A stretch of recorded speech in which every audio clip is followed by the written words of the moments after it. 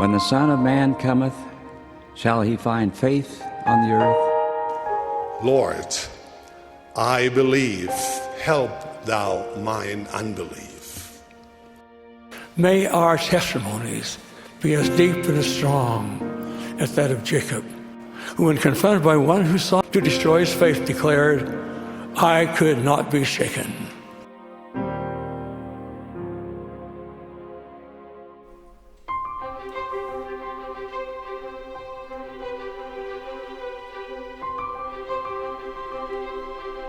Hello, Unshaken Saints. I'm Jared Halverson, and this is Unshaken, and I'm so glad to have you back, assuming that you're back. I can't blame you if you've given up on me. The last 2 weeks were the longest lessons I think we've had since we started this a few years ago, especially last week. 4 hours just to finish off Abraham and Sarah. And between those 2 weeks worth, that's 7.5 hours on Abraham and Sarah. But honestly, I think they deserve it. Yeah, they deserve our deep thought. There's so many examples that they gave us, so many lessons that they taught. And I really hope that you endured it well. If you weren't able to get through everything, I understand, but at least try to watch the end of last week's video, as it kind of sums up, with the help of the writer of Hebrews and of Romans, some of the lessons, the overarching lessons that Abraham and Sarah's lives teach us. This week we'll spend it with Isaac and Rebekah, and next week we'll spend our time with Jacob and Rachel. And so as we go through the stories of these patriarchs and matriarchs, I hope we feel a little like Abraham and just seek the blessings of the fathers and the mothers and all the happiness and peace and rest that they give us. I am grateful for the things we were able to talk about. It's funny because today is my birthday as I'm filming, and honestly I can't think of a better way to spend it than with one of my favorite gifts of all time, namely the scriptures, and with some of the absolute best people on the planet, namely each of you. Honestly, my hat's off to you. There are so many other things you could be doing with your time, and to spend this much time in scripture, honestly, the more chances I get to meet you at firesides or at grocery stores or wherever we bump into each other, I'm consistently amazed that there are people like you out there that love the Word of God to the point of, well, putting their time where their heart is. And I hope you speed up the clock at least a little bit. I can talk faster online, but I am grateful for the chance that we have to spend such time together. And that holds true for this week. It was funny, last week as I was video editing, I'd made all the slides with all the scriptures, and I was putting those in and getting rid of my mistakes, which are many, just doing all that post-production stuff. And I realized I skipped a couple verses in Genesis 19, which is shocking considering how much time we spent there. But it was one that I just want to say really briefly because it's worth holding on to. And it's when Lot is on his way out, the angels have grabbed him by the hand and said, you got to get out of here. But he goes and talks to his sons-in-law to be, his daughter's fiancés. And he tells them, you got to come with us. Sodom and Gomorrah are about to be destroyed for its wickedness. And the verse says that the sons-in-law looked at him as if he was mocking. Like, you're kidding, right? Yeah, our whole city is going to be destroyed by fire and brimstone from heaven. Yeah, like that's a possibility. And they honestly thought he was kidding. Now, our humor can get in our way sometimes. First time I proposed to my wife, she thought I was joking. She didn't take it seriously. And I'm sitting there going, how can I convince you that I am in earnest, not in jest? Well, I kept proposing for the next 7 months to prove it to her. And we'll talk more about that today as we talk about Rebekah and Isaac. But if we don't take serious things seriously, they can cause major problems. In fact, to me, it's the foil of what we saw in Sarah and her laughter. Sarah thought she was living a tragedy, but it was a comedy, complete with comic relief, namely Isaac, and an incredibly happy ending. Whereas these sons-in-law of Lot were living in a tragedy and thought they were living in a comedy. Interesting reversals there.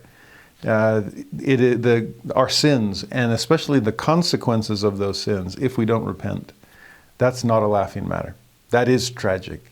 Now, if we repent and turn to the Lord, then He is able to turn the tables and bring joy out of sorrow, to bring laughter out of tears. And that's the story of Sarah. Okay, it's going to be the story of Rebekah today. But in some ways, Rebekah also is a trickster sort of character, as is her son Jacob, as we'll see. And many ancient cultures have a trickster character in a lot of their stories. But to see, do we take serious things seriously? And do we find joy in sorrow when we know that there's a happy ending when all is said and done? One other thing that's just been weighing on me, not weighing, just kind of gnawing on the corners of my mind this week, is Lot's wife turning into that pillar of salt. And the more I've been thinking about it, salt is such a great symbol for preservation, right? Ye are the salt of the world, the Lord says in the Sermon on the Mount. We're supposed to be salt.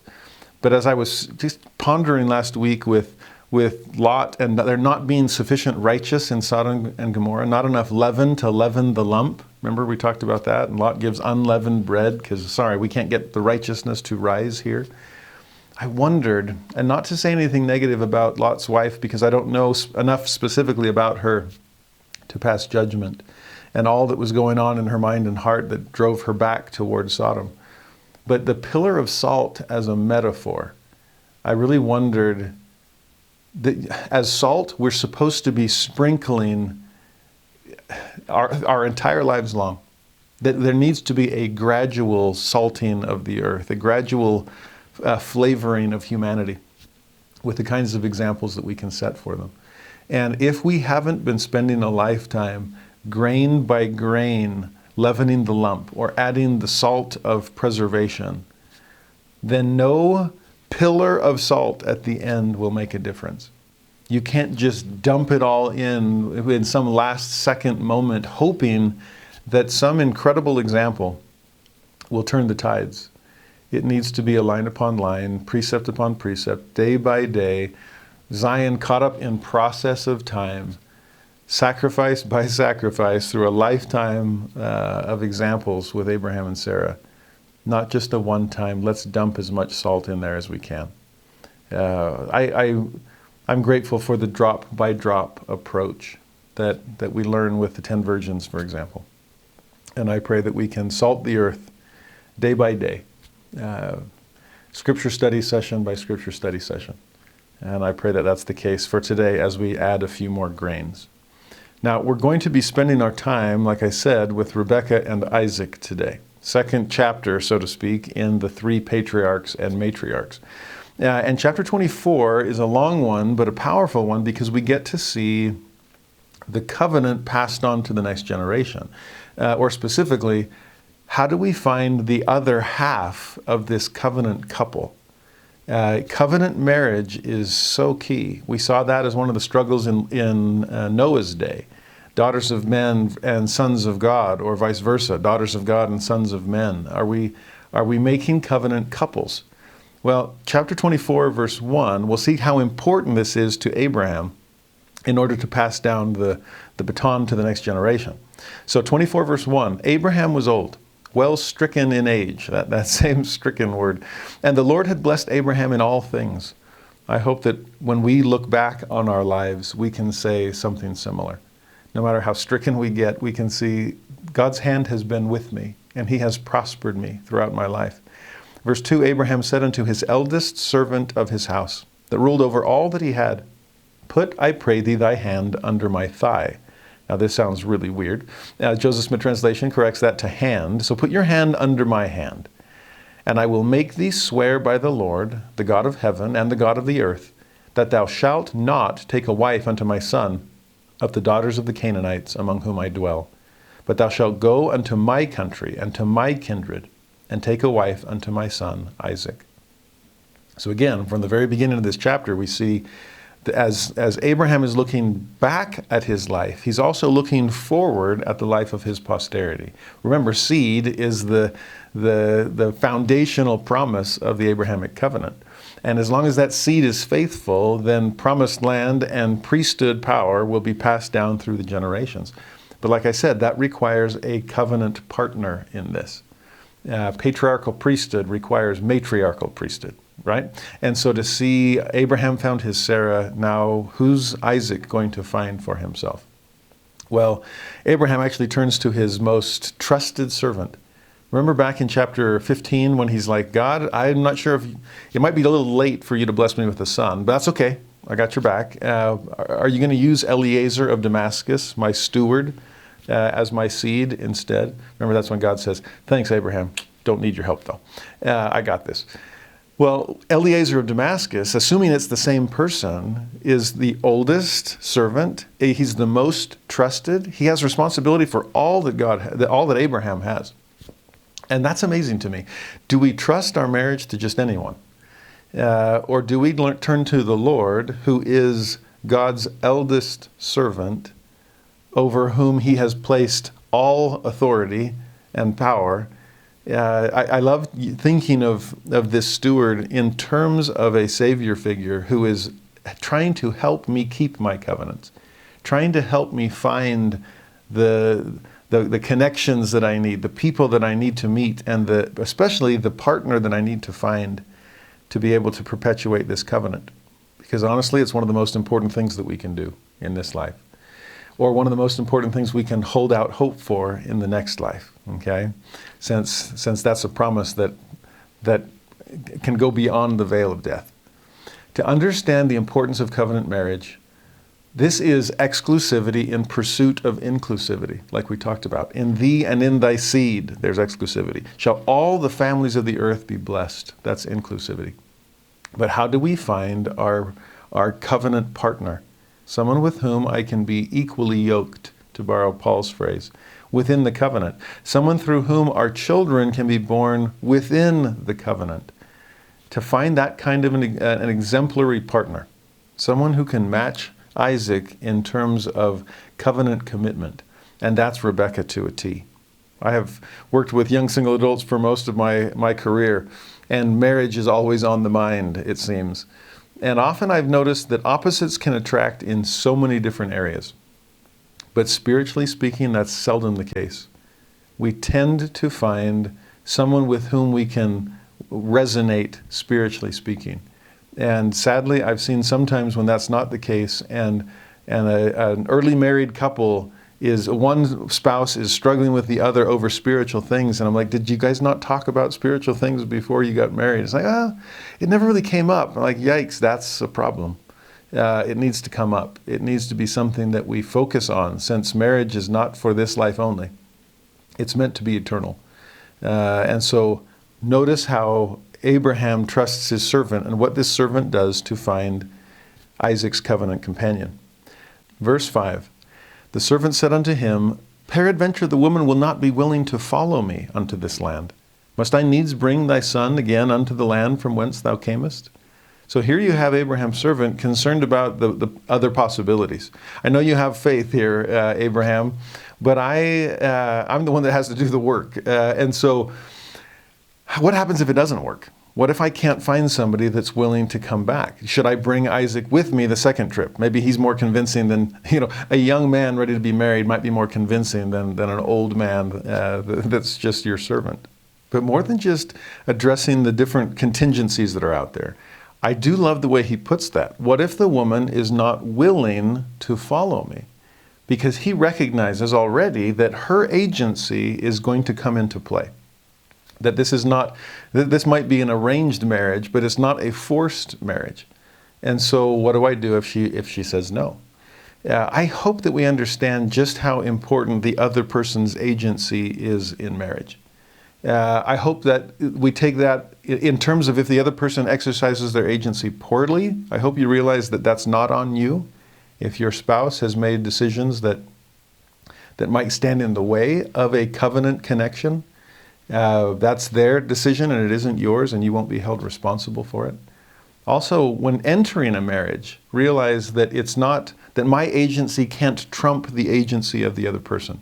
Like I said, when I first proposed to my wife, I felt when I first met her, I was smitten. It wasn't the case in reverse. And it was interesting to see the process unfold as we began to date. You see, I was teaching at the MTC at the time. I taught a district. It was my second district, if I remember correctly. 8 elders, 4 sisters, and one of those sisters looked at me after about a week and she said, Hermano Halverson, do you know my sister? She teaches here at the MTC. And I'm like, oh, I don't think so. And where does she teach? Oh, she teaches French. I'm like, oh no, we only associate with Spanish and Portuguese. But I said, why do you ask? And she said, because I think you're going to have to marry her. Which blew me away, thinking, wow, okay, that's my first impression of this girl I've never met. I'm supposed to marry her? Sounds like an arranged marriage, just like Isaac's would end up being. Well, I remember everything that I taught this district of missionaries on how to help people make commitments, she used right back on me. I thought, you can't do this. I made you. Yeah, I created a monster, honestly. But she was one of the best missionaries I'd ever taught. And so finally I relented and said, okay, I'll take out your sister. And that was the best decision I ever made. By the time that sister missionary returned from her mission, I wasn't just her ex-MTC teacher, I was now her brother-in-law. And it was interesting to see just how intent on marriage I became once I met Emily, my wife. Like I said, she didn't feel the same, but I made sure to honor that feeling. Because as I had been praying and seeking divine direction on all of this, I really felt the Spirit confirm, this is the perfect type of person for you.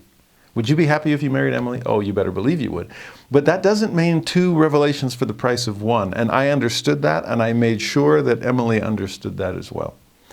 I remember the first time I brought it up, we've been dating for a while now, and I was at her apartment after the end of a date, and I was leaving that night, and I said to her, what do you think about praying about our relationship and seeing where that goes?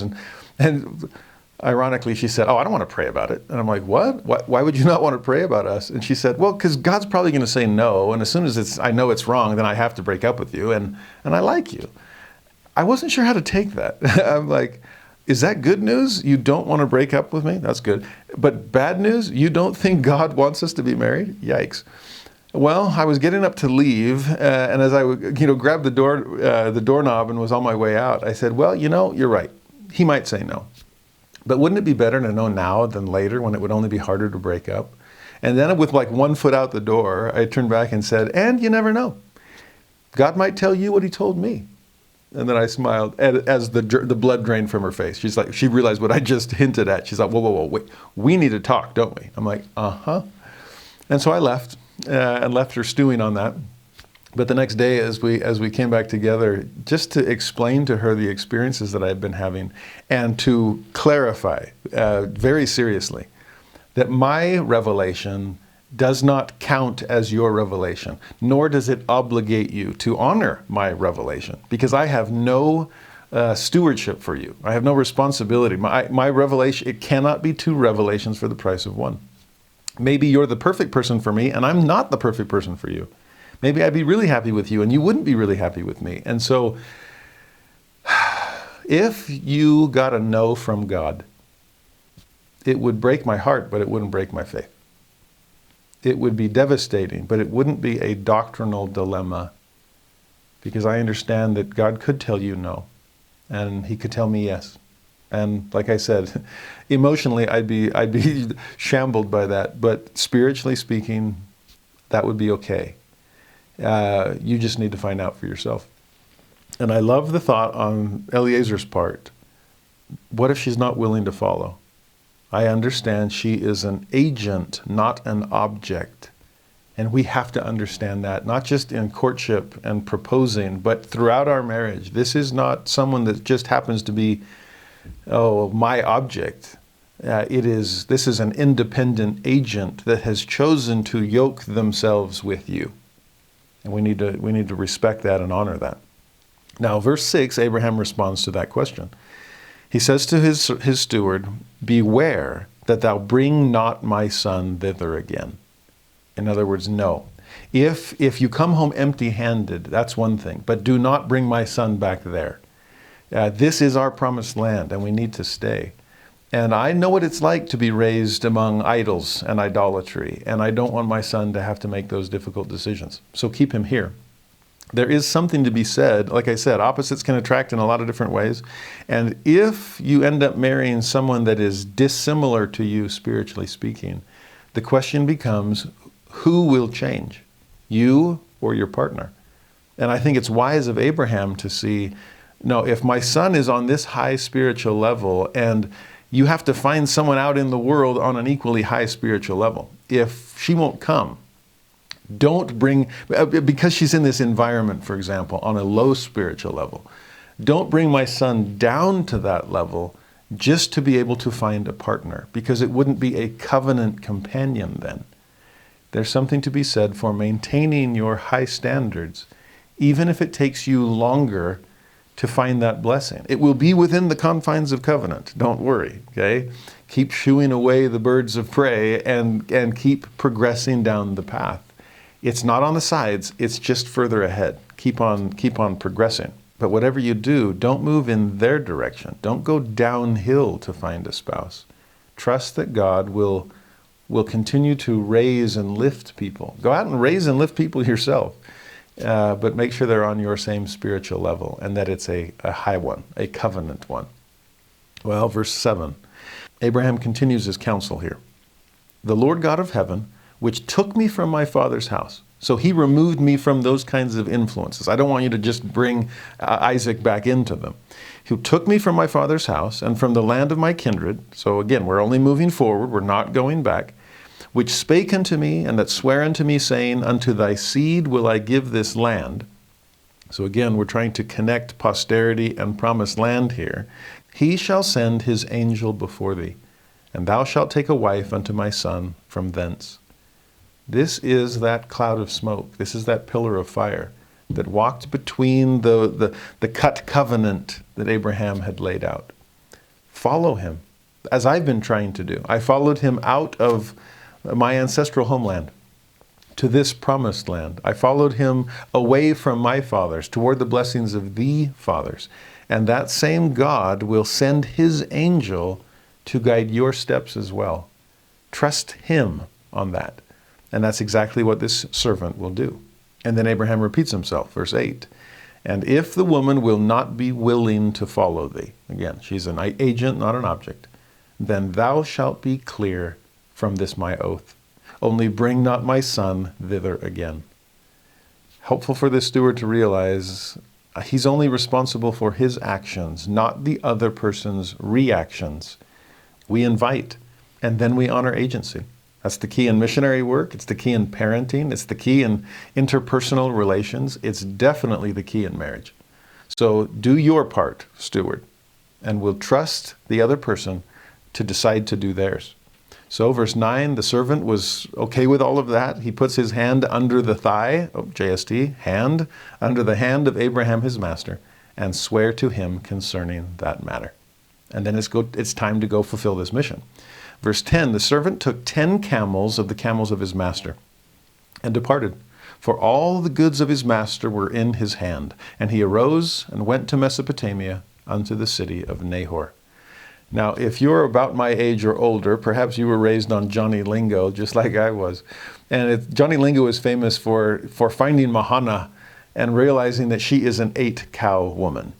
And recognizing just what her value is, her worth, which she hadn't recognized herself. Well, if 8-cow woman is one thing, how about a 10-camel wife? And that's exactly what Rebekah will be. This steward goes with his 10 camels. Again, he has responsibility for everything. All his master's goods are in his hands. And that's what God is trying to entrust in us. Remember the oath and covenant of the priesthood. Priesthood that requires a patriarchal, matriarchal partnership. All that the Father hath shall be given unto you. That's the culminating blessing of the Abrahamic covenant. And so here again hints to that. A steward with all that his master has in his hand is looking for a covenant companion for the son of his master. Well, verse 11, he made his camels to kneel down without the city by the well of water at the time of the evening, even the time that women go out to draw water. Now here's a man who knows where to look. He goes to the well because I know everybody eventually has to come here. I'll go in the evening because that's the best possible time to meet someone, since in the cool evening hours it's not quite as much as painful to do all of the work of gathering the water. I always joke about this with my Institute students, saying if you want to find the right kind of person, then be in the right kind of place at the right kind of time. And I know I'm biased, but I think Institute is one of those. I think church is one of those. I think opportunities to serve others is one of those. Where will I find someone that is worth covenanting with? Well, often it's going to, if I'm on the covenant path, And if that other person is on the covenant path, then perfect way for the two to become one and to continue walking that path together. I remember as I was praying over my own relationship, often asking God, I just don't want to mess this up. And I know I can't control Emily's agency. And so will you just lead me by the hand, please, so that I don't mess this up on my own? And at the same time, will you please lead her by the hand? Every once in a while I would add with a bit of a smile, and if you happen to bring those two hands together and put hers in mine, I'm totally okay with that. But, again, honoring agency, just please guide us both. There is something powerful about this well of living water, perhaps. At evening, when you're trying to just find who's the right kind of person to walk the covenant path with me. Well, verse 12. And he said, O Lord God of my master Abraham, I pray thee, send me good speed this day, and show kindness unto my master Abraham. We don't know enough about this man. Now, if it is Eliezer of Damascus, is this someone that, remember the souls that Abraham had won along the way? Is this some convert as Abraham's been making his journeys? Well, whatever his origin story, at this point, he does recognize Jehovah as a God worth praying to. God of my master Abraham, I pray thee, send me good speed today. And I love the way he phrases at the end, show kindness unto my master Abraham. This phrase has come to mean a lot more to me since I've become a parent.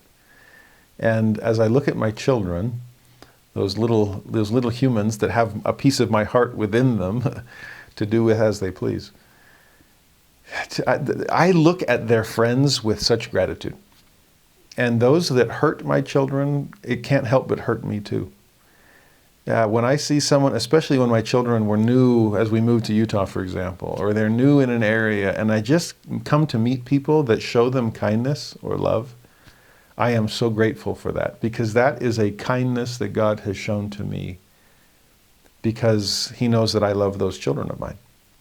Well, none of my children are married yet, and I'm thankful for that, honestly. I don't know how that's going to feel. It's like, are you worthy of my child? I hope so. I have prayed for my children-in-law already. I've been doing that for a long, long time, praying that God is preparing them and hoping that I and my wife are preparing our own children well enough in return. But that will be an incredible act of kindness when I see the Lord provide for my children someone with whom they can walk the covenant path together. Now, verse 13 and 14, he goes on in his prayer, and it's interesting how specific he gets here. Behold, I stand here by the well of water, so I'm in the right place. The daughters of the men of the city come out to draw water, so I'm at the right time. And let it come to pass that the damsel to whom I shall say, let down thy pitcher, I pray thee, that I may drink. And she shall say, drink, and I will give thy camels drink also. Let the same be she that thou hast appointed for thy servant Isaac. And thereby shall I know that thou hast showed kindness unto my master. Now notice what he's asking for. Thereby shall I know. That's everybody's question. How am I supposed to know when I found the right one, right?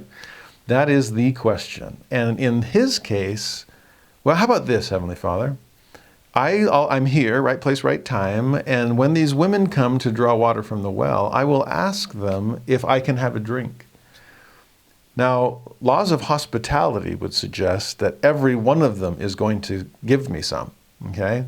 They know that life and death can hang in the balance as far as hospitality in the desert is concerned.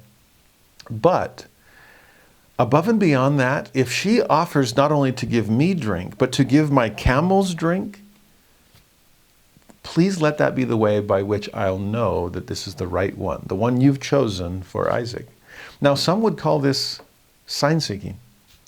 And that's not how we should do it, okay? I'm going to dial numbers at random, and whoever picks up the phone, that be the one that I'm supposed to marry.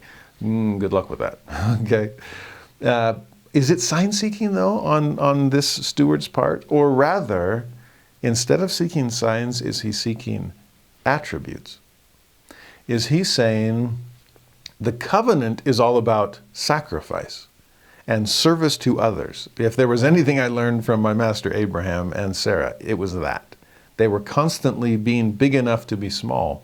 They were constantly putting the needs of other people first. They were always willing to sacrifice their own needs, their own comforts, their own convenience in order to meet the needs of others around them.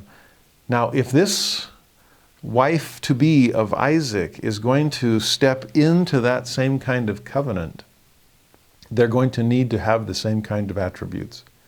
This will have to be a self-sacrificial saint who's willing to continue to do that. Marriage isn't going to change people dramatically, necessarily.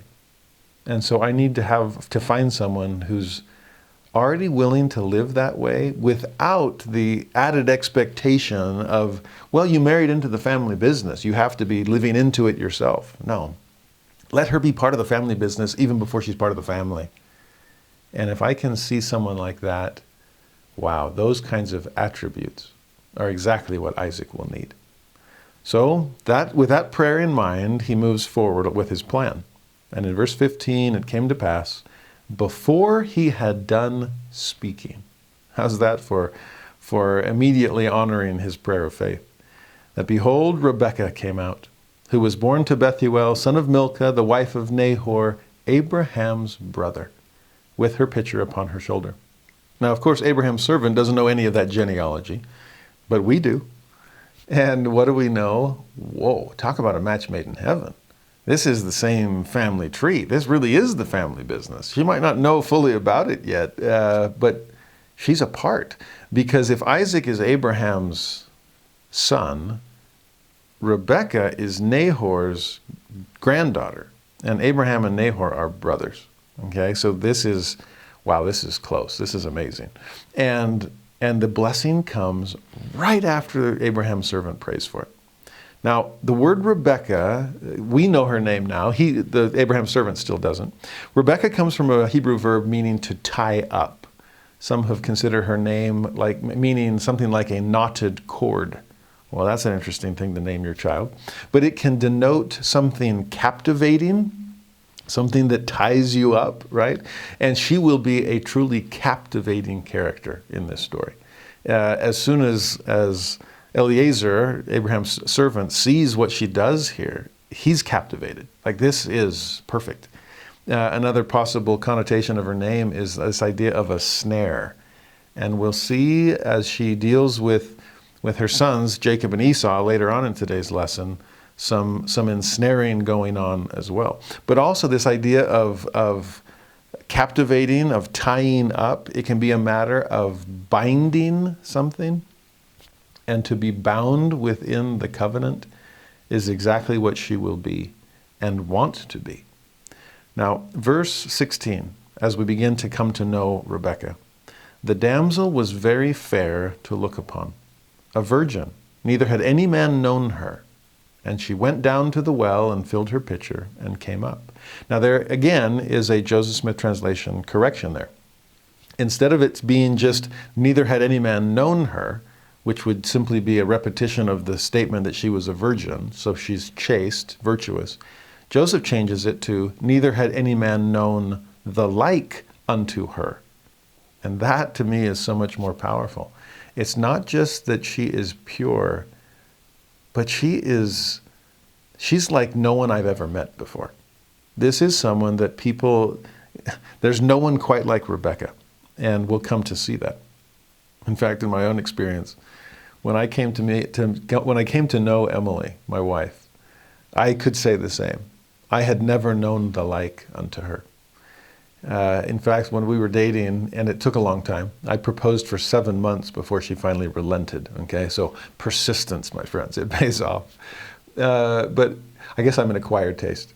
Maybe that's why these lessons are so long. I know it takes that long for people to come to like, okay, maybe he says it's okay after all. Well, 7 months, my wife finally agreed. In fact, she finally proposed to me. After a while, I said, I can only take rejection so often. If you ever come to know that it's true, that it's right, that God is giving you the green light, then propose to me. I'll say yes. And that's exactly how it happened. It was beautiful. Well, I remember getting a letter, though. Actually, Emily got a letter from my mother during that courtship stage where we weren't sure where this was going to go. And my mom said to Emily, "Thank you for being a part of my son's life. Thank you for a lot of things." She said, "I don't know where this relationship will go. Someday you'll either be my daughter-in-law or you'll be one of my son's ex-girlfriends. But whichever way it goes," and this is the part that my mom knew me well and was coming to know Emily well. She said, "But whatever comes of this, thank you for proving to my son that the ideals of womanhood really do exist." That, I still treasure that phrase. And that is how I see my wife. That to me is Rebekah. People had never known the like unto her. And we'll see that as the story progresses. Verse 17, "And the servant ran to meet her and said, 'Let me, I pray thee, drink a little water of thy pitcher.'" So he's acting on his plan. He's proactive. He's acting rather than just being waiting to be acted upon. And if we're going to pursue covenant relationships, then we better run to it as well. We better be proactive here. And verse 18, sure enough, she said, "Drink, my lord." And she hasted and let down her pitcher upon her hand and gave him drink. Now, little did she know that if the story ended there, then the story would end there. She was merely being hospitable, which was a cultural norm. I did what was asked of me. What more is there? Well, there's always more that could be done beyond the bare minimum. And that's exactly what she does. Verse 19, "When she had done giving him drink, she said," and this whole time I wonder if Eliezer is sitting there going, "Okay, wait for it. She said, 'I will draw water for thy camels also.'" Whoa, he knows now. But notice this last phrase, "until they have done drinking." So it's not just I'm not going to do the minimum, but I will do the absolute maximum. I'm not just going to go a little above and beyond and bring a few token pitcherfuls to be able to help your camels. No, I will offer them water until they're done. I think sometimes we have a predetermined finish line on certain service. I can do it to this point and then no further. And there's something amazing about Rebekah here, where there is no limit. I'll go as long as they need me to go. That sounds like parenting. That sounds like missionary work. It sounds like temple work. It sounds like keeping the covenant. And I don't know how long this will take. I don't know how much effort will be expected of me to help other people come into the covenant as well. But I'm here for the duration, as long as it takes. So in verse 20, she hasted. You notice how many verbs there are about speed here? She hasted and emptied her pitcher into the trough and ran again unto the well to draw water and drew for all his camels. Now we're seeing a lot of detail here. We saw the idea of her going down to the well and then coming up. We see here there's a difference between the well and the trough. So there seems to be some distance here. I mean, in some ways it makes sense that the trough would be at least at some distance so that animals wouldn't be right next to the well to muddy the waters, for example, or to foul the water, or to just get in the way of people that are trying to work. So I don't know the distances here, but there seems to be a lot of exercise implied as she goes down and gets the pitcher full, and then comes up and then runs over and runs, right? Hastens the whole time.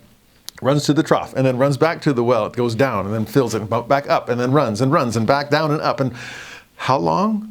10 camels until they're done?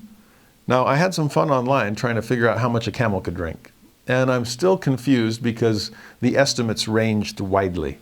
From somewhere like 20 gallons to 30 gallons. Some said like, 50. And I'm like, I don't know. I'm a little skeptical of that.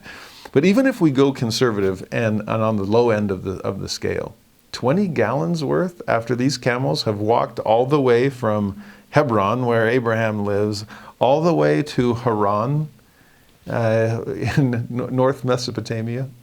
Wow. I bet they're thirsty. And so even if it's just 20 gallons each, that's 200 gallons. How big is Rebekah's pitcher? I have no idea. But all the running and descending and ascending and running back and dumping and refilling, wow. I remember on my mission, there was a drought, which always was ironic because it rains like every day in Puerto Rico. I don't know, infrastructure maybe. But there was an area we were in where there would be one day on and one day off for water. So you always knew you had to plan. If there's water on Saturday, there's not going to be any on Sunday and so on. Well, there was a Sunday with a baptismal scheduled. And so this baptism, the missionaries, we were in the same ward or branch at the time. My companion and I, and then this other companionship. And it was an investigator that they had been teaching that was just golden. I got to meet him and do the baptismal interview, and he had overcome all kinds of opposition in his decision to join the church. And he was so excited about his baptismal date, which was that coming Sunday.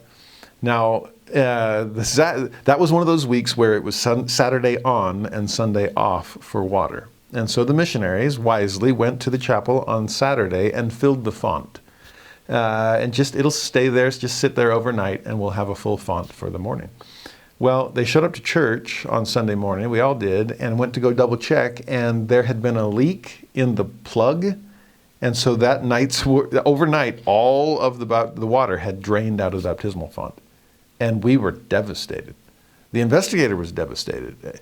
The thought of having to wait even longer for another day to be able to fill the font was just devastating for him because he had overcome so much to get to that point. Oh, one last piece of opposition, right? Well, down the hill, down the street from the church was a big temporary water tower, a big water tank that the city had set up for the neighborhood if you needed water in an emergency. And go, fill a canteen, fill a water bottle, fill something if you need to go flush a toilet or wash the dishes or whatever. Well, no one's crazy enough, but enterprising 19 and 20-year-olds. Okay, maybe that's why the Lord sends the young. Okay, they're impractical, and sometimes that's a good thing. And so the four of us said, we can fill the font. And we ended up getting like every trash can we could find from the chapel, making sure it was all clean. And then going down, running down the street to this tank, filling up the trash can as much as it would go where we could still hold it. And then between the two of us, we would come sloshing back up the street into the chapel and dump it out, and it would raise by a centimeter or so. And then we keep going back and forth and back and forth. There was a kind brother in the ward that was in a wheelchair. And he let us take his wheelchair. He let us pick him up and put him in a regular seat so we could at least move trash cans full of water with his wheelchair. And as the other companionships were still sloshing their way up. By the time it was done, my white shirt and pants, my church clothes were sopping wet. My fingers were so fatigued, they were shaking as I was trying to play the piano for the opening hymn for the baptismal service. And the water level was maybe 2 feet deep, maybe 1.5 feet, I don't even remember. It's like, well, you're skinny, and if you go down just straight as a board, then I think the water level will be just enough to immerse you. This was not the kind of baptism that would make it into a church video, okay? But he was baptized that day. Again, stiff as a board, straight down, just kind of double checking like, yep, just made it under, full immersion, and then brought back up. And like I said, it was an incredible amount of work on the part of us missionaries. But we knew he was worth it, that the worth of souls was great in the sight of God, and a wet or muddy suit, no big deal. And tired fingers, oh, it'll get better. And I think of that experience when I see Rebekah with all of these trips, not just to feed or to give water to Eliezer, a fellow human being, but to his beasts of burden, until they had done drinking. Talk about above and beyond the call of duty. Well, no wonder verse 21 then. And the man, wondering at her, held his peace, to wit whether the Lord had made his journey prosperous or not. I mean, this is an unrehearsed demonstration of character. This is service that leaves someone speechless. I love that description. He just sat there wondering, holding his peace. It's like, is this girl for real? I know I've been in the desert for a long time. Is this whole thing a mirage? Okay. I don't think so. I did really drink that water, and wow, my camels are really going to it too. But this girl just doesn't slow down. This is service with no upper limit. It's amazing. Now, verse 22, it came to pass, as the camels had done drinking, finally, that the man took a golden earring of 1/2 shekel weight, and 2 bracelets for her hands of 10 shekels weight of gold. And he says to her, whose daughter art thou? Tell me, I pray thee, is there room in thy father's house for us to lodge in? To me, there's something beautiful about that question. Whose daughter art thou? Not just, who are you? What's your name? But who do you come from? What's your family line? In the ancient Near East, that is huge. And especially if you're trying to find someone to share the covenant with, are you part of this covenant people? Are you willing to be? So, whose daughter are you? Is there room in thy father's house for us to lodge in? That question again suggests extended family. When I was 17 years old, I received my patriarchal blessing, and among other things, when it talked about marriage, it's very clearly told me, you have to ask permission of your wife's family before you marry her. Because this is not just 2 people becoming one, this is 2 families becoming one. And that has definitely been the case with my family and my wife's family. There's some beautiful unity there. And what's amazing to me is, well, I'll put it this way. As a 17-year-old kid, I thought, okay, I got to get permission. I got to ask my father-in-law. And I pictured in my mind this, mahogany-lined office, and sitting there with this serious father-in-law to be, I hoped, and him having just this kind of heart-to-heart, man-to-man, how do you intend to provide for your family, and will you take good care of my daughter, and all these kinds of things. Well, when I first came to meet Emily and realized this is the girl I want to spend eternity with, well, what's your family like? And like I said, I'd already met her younger sister in the MTC. Amazing first impression to an incredible family. I met another younger sister that was a roommate at the time. And again, I thought, wow, this family's incredible. 3 for 3. I met her older brother, 4 for 4. And the more I started meeting, she's one of 10 children. And as I met them all, it's like, this is an incredible family.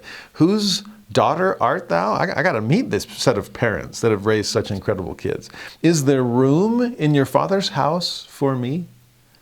And I don't mean physically, I mean spiritually. Covenant-wise, is there a possible connection here? Because I know I'm joining your family, not just connecting myself to you. Well, we went back to California. I'm from Southern California, she's from Northern. And I went to meet her parents. We still weren't sure where this was going to go. This was still part of the 7 months of proposing. But I thought, the answer can come at any time. So I better make sure I get permission now before it gets any further. And I remember the day I was going to ask was the day we were going to drive back to Utah to get back to school. And the weight of the world was on my shoulders. And no wonder I waited for the last minute. But I went and played church basketball with my father-in-law. That's I guess a good way to make first impressions. And as we were coming back into the house, he was kind of barking out orders to the rest of the kids going, okay, Jared and Emily are heading back to Utah. So say your goodbyes. I'm just going to jump in the shower and then we'll get some chores done and blah, blah, blah. And I thought, wait. He thinks we're leaving immediately and he's jumping in the shower. I've got to talk to him right now. I don't have time to wait for some serious moment. It's serious and it's go time. So I went to turn to ask him, and he didn't realize what was on my mind or in my heart. And so he just turned to walk into the master bedroom, not knowing he was about to be followed. Now, that was not my intention, but I thought it has to happen. And fortune favors the bold, so here we go. And so I followed him into the master bedroom thinking, what am I doing? Well, I was still so speechless, like, how do I start this conversation, that he didn't know he was being followed. And like he said, he was going to go jump in the shower, so he walked into the master bathroom. I'm like, this is not what I pictured. Well, I'm this far. Let's go for it. And so I followed him into the master bathroom. His wife was in there folding laundry, and all of a sudden she looks up, sees her husband, no big deal, but then sees me following him, and her jaw dropped, which alerted him to the first time, I'm being followed here. He wheeled around, and here the three of us are in the master bathroom as I'm feeling super awkward, like, love the towels. And then I stumbled through this awkward, brother and sister Stoddard, I sure love your family, one member in particular. If this ever works, if she ever gets her answer, do I have your permission? And they both just busted out laughing. And they were like, sure, good luck, be patient, she's worth the wait. If it works, if she says yes, then of course we say yes too. And we still joke about that. I mean, to this day, our anniversary is later this week, and we've been married for 23 years now. And to this day, when I'm visiting my father-in-law, sometimes he'll say, Jared, anything important we need to talk about? I mean, the bathroom's open. We can head right in. And I'll never live it down. I'm actually surprised my patriarch didn't laugh if he happened to see that in vision when he gave me that part of the blessing. Like, you have to ask permission because this is going to be hilarious. Well, whatever it is, there is truth in that part of my blessing that two families are becoming one here. So I do love the way Eliezer of Damascus asks the question, whose daughter? Is there room in your father's house? Honestly, that was one of the most clear confirmations I received as far as the important or the rightness of our marriage was praying not just should I marry her, but realizing through the Holy Ghost I'm supposed to be part of this family and they're supposed to be a part of mine. It's a powerful thing. Whole family trees are beginning to grow together with roots and branches beginning to intertwine. Remember, the purpose of the earth was to create a forest of family trees? Well, pay attention to merging families here. Well, back to the story, verse 24. She said unto him, I am the daughter of Bethuel, the son of Milcah, whom she bare unto Nahor. And remember, Nahor is Abraham's brother. And that's all that Eliezer needs to know. It's like, oh, this is perfect. 25, she said, moreover unto him, we have both straw and provender enough and room to lodge in. So again, above and beyond. He only asked about lodging. Well, how about room and board? Come and I gave you drink, but I know you're probably hungry too, so come and we'll give you food. And since it's probably not you that I'm thinking about when I mention straw, all these wonderful camels of yours, I've grown to love them through all this self-sacrificial service. So I'll make sure there's straw and provender enough for them too. In response, verse 26, the man bowed down his head and worshipped the Lord. And he said, Blessed be the Lord God of my master Abraham, who hath not left destitute my master of his mercy and his truth. I being in the way, the Lord led me to the house of my master's brethren. So he knows what this means. Wait, you're whose child? You're whose grandchild? God, you are even kinder than I could imagine. And so he worships God. And I love the way he said it. I was in the way, in the right way. And so the Lord led me. I was a receiver in high school and a year of college. And as a wide receiver, it was all about being in the way and on the same page as my quarterback. We called a play. And I was supposed to be in a certain place at a certain time and hopefully would be open and ready to catch the ball. And as long as I was in the way, the right way, typically with football, the quarterback has to throw it even before he knows that the receiver is going to be there. But if they're on the same page, and if you're following through on that play, then you'll be in the right place and the ball will come. I learned that a lot on my mission, where if I planned in advance and told the Lord where I intended to be the next day, and if I had gained his trust, as a receiver, you have to have the quarterback's trust or he's not going to throw you the ball even if you are open. But I had tried to prove to the Lord throughout my mission, I will open my mouth and make sure I give people the opportunity to exercise their agency. I will invite every chance that I get. And so knowing where I'll be tomorrow and knowing that I will try to do thy work in thy way, please put people along my path that I can meet. we actually had a miraculous experience when we were opening an area, and we didn't know anybody. We were just kind of starting from scratch. There had been some work done previously, so there was an old area book, and we didn't know what else to do besides tract and street contact. But we went through and saw some old former investigators and thought, well, maybe they're interested now. They didn't follow through when they first met the missionaries, but maybe now's a better time. And I remember one day we were planning for the next day. We looked on the map, saw where these things were, and wrote down a bunch of addresses and names to go talk to. Well, we drove to that part of town according to the map, and as we look at the street signs, we realized that all the names were different than what had been on that early map. We thought, we're dead. Now we know this is the general vicinity, but we can't find these people based on their address. Well, that stinks. Well, my companion and I, he was a greenie, I was training him, and what do we do now? I said, well, when in doubt, tract. So we're just going to tract, we're just going to street contact. We don't have anything else planned. We don't know anybody here. Well, we started walking down the street and we saw this guy kind of sitting in his doorway and, well, open your mouth, it shall be filled. So I'm like, hey, buenos dias. And we struck up a conversation and he said, hey, yeah, I've got some friends over, but yeah, you come in. We'd like to hear you. And he was kind of a young single adult age, a little bit older than us, but not far. And so it felt friendly. We went in and sure enough, there's a room full of people around his age. And we started teaching them the gospel. By the end of the discussion, we asked, is there anyone, we'd love to teach you all, anyone that would like to continue learning? And this guy said, yeah, I'm interested. Most of the friends said, no, I'm not. But one girl said, actually, yeah, this is amazing. I'd love to learn more. And so we got her name and her address and so on, set up an appointment. Well, we left and we were walking down the street, and I remember looking back at my plan for the day and the names of the former investigators that we had hoped to meet that morning. And sure enough, the girl we had just met, the friend who had come over that day at that time, she was that former investigator. We found out later when we went back to teach her, like, had you ever met with missionaries before? So I'm pretty sure it was the same guys. Your story sounded a little familiar and it was amazing. I just want to learn more. And it was one of those jaw-drop moments as a young missionary thinking, Heavenly Father, how'd you do that? And I picture him going, omnipotence makes it a little easier for me. I knew where you'd be. You planned it. I knew you wanted to meet her. And because you were in the way and I trusted you, I just made sure she happened to be along your path. There in the home of someone that was just visible enough to test you.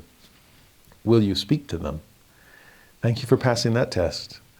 Thank you for looking for ways to make a difference. And then I made the ultimate difference by making sure you found exactly the person you were looking for that day. I still look back at that as just a sweet miracle, evidence of the hand of God, because we were in the way and the Lord led us, just like Abraham's servant. Now, verse 28, the damsel ran, told them of her mother's house these things. So Rebekah runs back, tells her brother Laban about this. We're going to need to remember him because he factors big time next week when it comes to Jacob and Rachel and Leah. And then Laban runs out to meet this man. Kind of cool that he's just been waiting there by the well. Well, you go home, and again, I'm trying to honor agency here, and you said there's straw and provender enough, but let's make sure we're not imposing upon your family. I'll just stay here at the well, go back and make sure that that's the case. They come back, and sure enough, Laban meets him and says, oh, come. This story I've heard from my sister is amazing. So 31, Laban says to him, come in, thou blessed of the Lord. Wherefore standest thou without? Come on, you know, I was going to say southern hospitality. You know, Mideastern hospitality. I have prepared the house and room for the camels. Are we doing that? Are we inviting others in? Are we pressing upon them greatly, like we learned from Lot in Sodom and Gomorrah? Have we prepared the house of God, the church, our ward, to receive them? Is there straw and provender enough?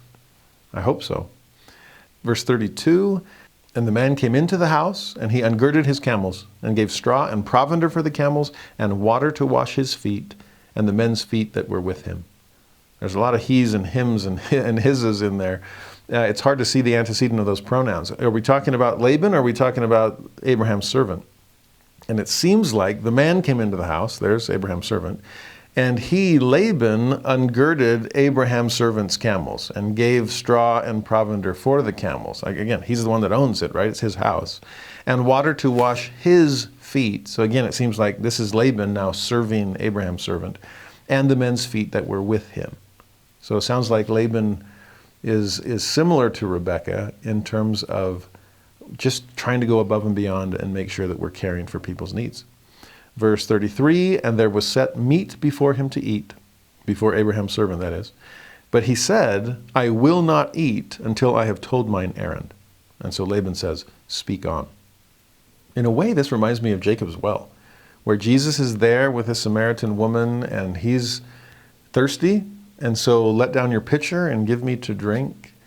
His apostles have already gone into the town to try to find food.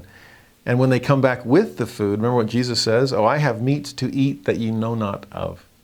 God has fed me richly, because my meat is to do the will of my Father who sent me.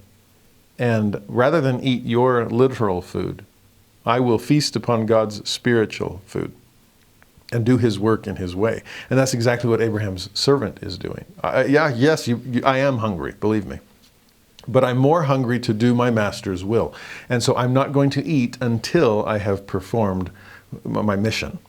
Verse 34, he begins to share his message. He said, I am Abraham's servant. Who cares about my name? You don't need to know that. More important than who I am is whose I am. And so I am a representative of Jesus Christ, a missionary would say. Elder Halverson, take it or leave it. But I represent the Lord. Eliezer, who cares? I'm Abraham's servant. Verse 35, the Lord hath blessed my master greatly. He is become great. Are we bearing witness of our master? Or are we spending too much time talking about ourselves? Verse 36, and here he begins telling his entire story. It's long. It goes from 36 to 48.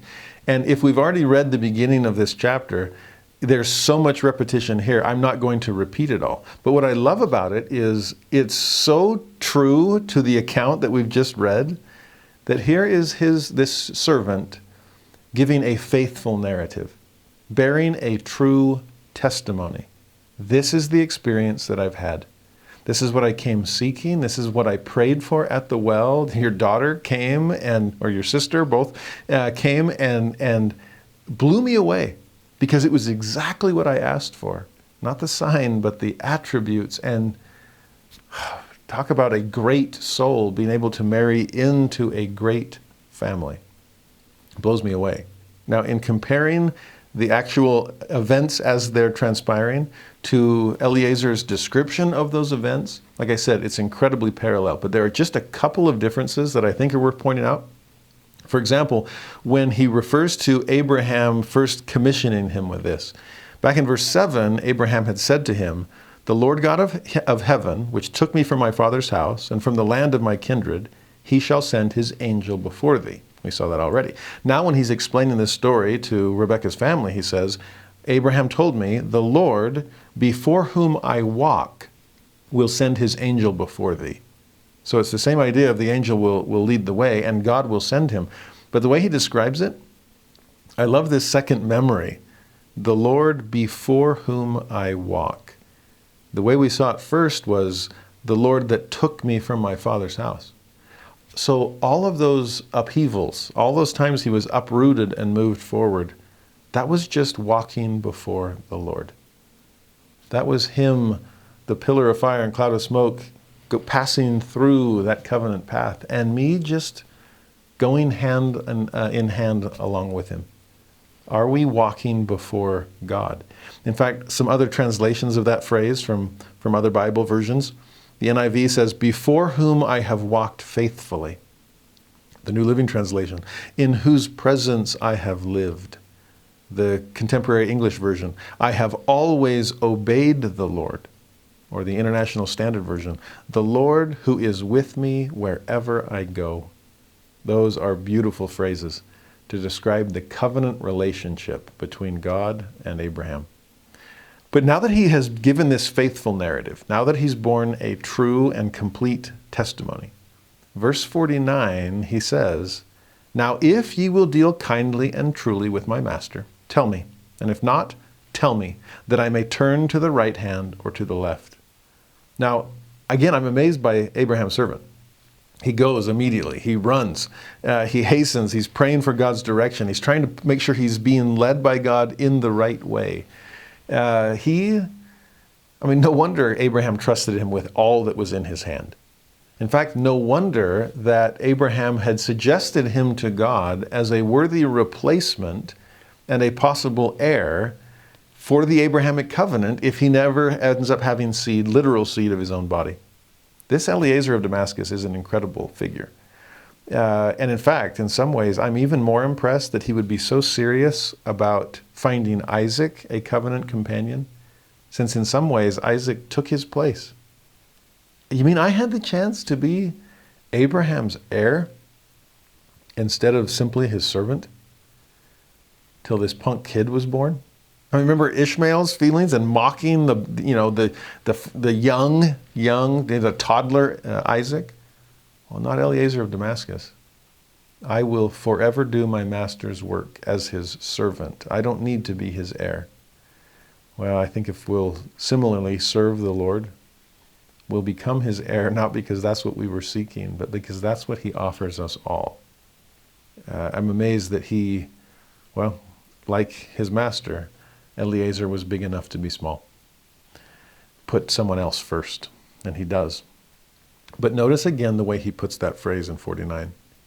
If ye will deal kindly and truly with my master. What he's getting at is just tell me your decision. Because if this is a no-go, don't string me along. Don't lead me along with some kinds of false hopes, because that's just going to waste my time, and I don't have that much. Neither does my master back home. We've got to move forward on this mission. So, again, back to the mission field. Wasn't it frustrating sometimes when people would just kind of lead you along and pretend to be interested in the church just because they felt sorry for you? All these poor boys, poor girls, they're out there just beating the pavement and trying to knock on doors and share their message. I have no interest in listening, really, but at least I'll bring them in off the street. Well, back to his adverbs. You were dealing kindly, but you weren't dealing truly. And best case scenario, we treat people with both kindness and truth. This, in some way, it's amazing to me. I'm always talking about proving contraries, right? Well, here's one. Kindly and truly. Can we do both? This, in fact, is the equivalent of what Paul says to the Ephesians, speaking the truth in love. So from a speaker's standpoint, I've got to tell you like it is. I need to speak the truth, but I've got to do it in love so that it doesn't come across as harsh or mean-spirited, even though it's true. The truth can hurt sometimes. And so let me do this as lovingly as possible. Well, if that's from the giver, well, what about the receiver? And what's amazing about Eliezer here is he's the receiver and he's asking for the same kind of treatment. Please be true with me. And please be kind. I think it's interesting that sometimes as we err in one side or the other, we end up, someone's either kind to us, but it's untruthful. Or they're true to us, but it's unkind. And I think we need to do a better job in both giving and receiving, that we speak the truth in love, and that we hope the other person will as well. Like I said, with those missionary examples, I bet we've all had experiences where, well, I'll put it this way. Thank you for the truth. You didn't have to be so mean about it. You could have said that a little more kindly than you did. But also, thank you for your kindness, but I wish you had been telling me the truth. I know you were worried about my feelings, but the short-term kindness led to a long-term hurt because it wasn't true. We need to balance both. Be kind and be truthful, and hope others are as well. Well, verse 50, then Laban, Rebekah's brother, and Bethuel, Rebekah's father, answered and said, the thing proceedeth from the Lord. We cannot speak unto thee bad or good. In other words, well, it's obviously God's will. The exact blessing you were asking for happened. The fact that we're all extended family, this is a match made in heaven, obviously.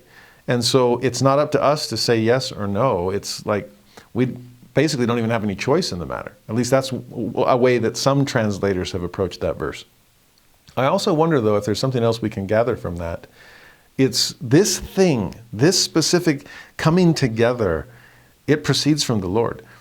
Now, whether ultimately this proves right or wrong, good or bad, I can't say.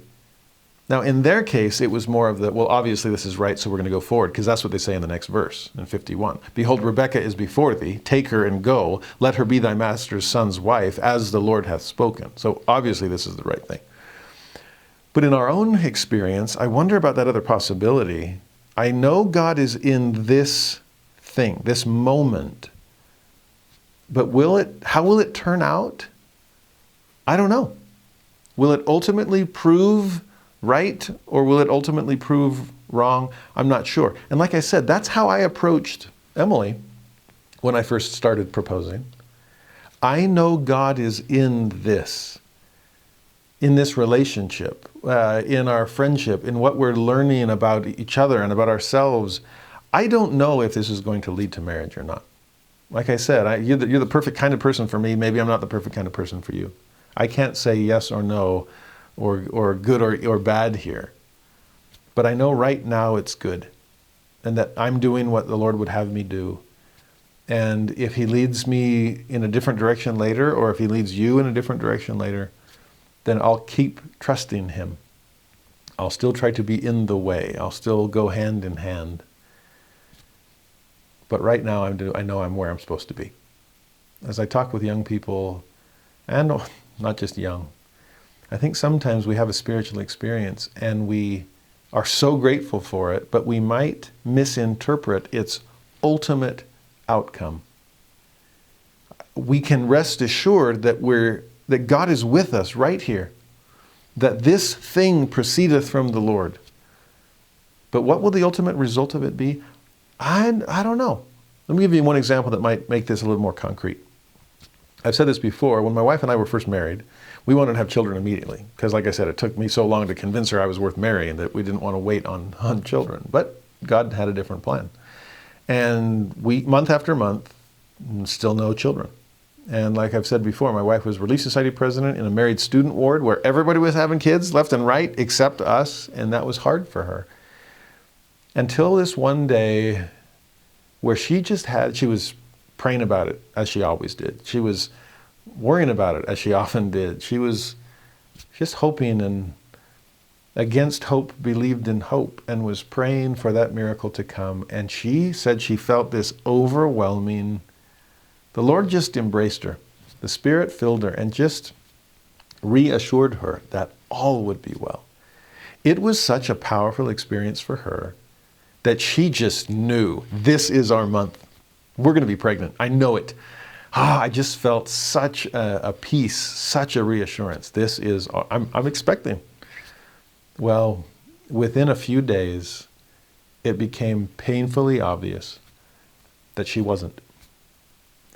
And chalk it up to another month of failed hope. And at first she really wrestled with the experience that she had just had a few days earlier. But I thought you said we were going to have a baby.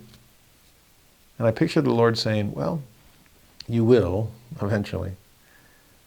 But that's not what I was saying. In fact, what was I saying? I was letting you know that I am here. That I'm aware of you. I'm aware of your circumstances. I'm aware of your hopes. I'm aware of your fears. Believe me, I have come down to see, like we talked about last week.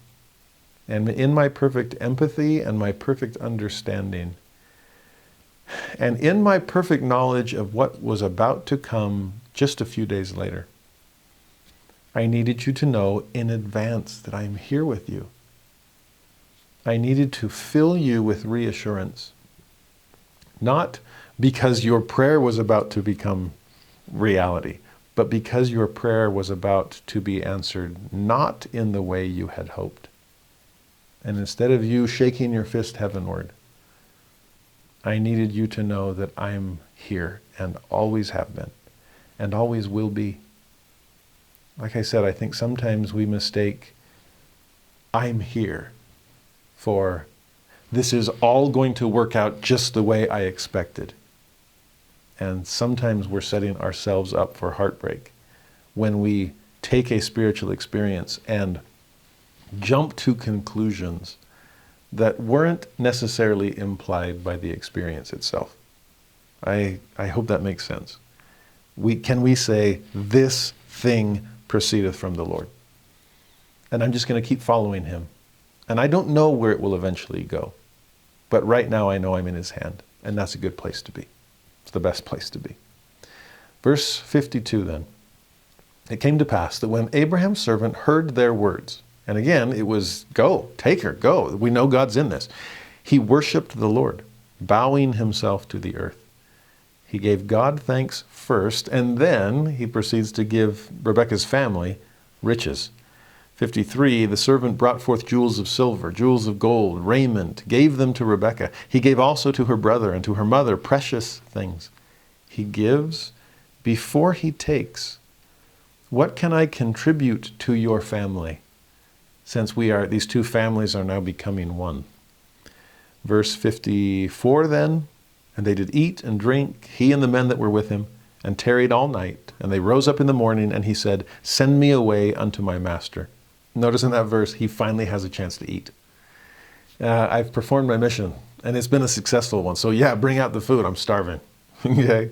It reminds me actually of the Savior's apostles.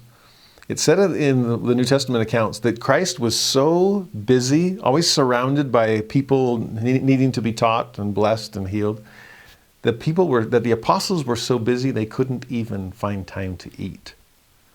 Well, it's in that context that the story of the feeding of the 5,000 takes place. That's the loaves and the fishes. And what amazes me about that story is like, you want to eat? Fine. Then feed others. And there'll be enough leftovers for you. Believe me.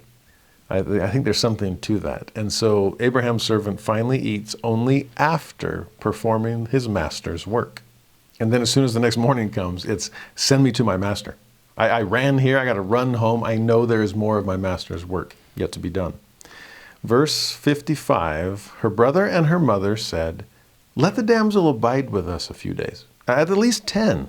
After that she shall go. But the servant, again, urgency, responds, hinder me not. Seeing the Lord has prospered my way, send me away that I may go to my master. I love this about him.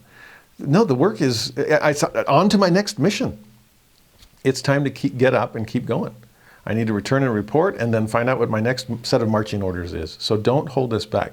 He's a guy that it's all about, let's get down to business, let's take care of business, and then let's get back to business. And I do respect that about Eliezer of Damascus. Well, 57, they said, well, we will call the damsel and inquire at her mouth. So they honored her agency just like this Abraham's servant was.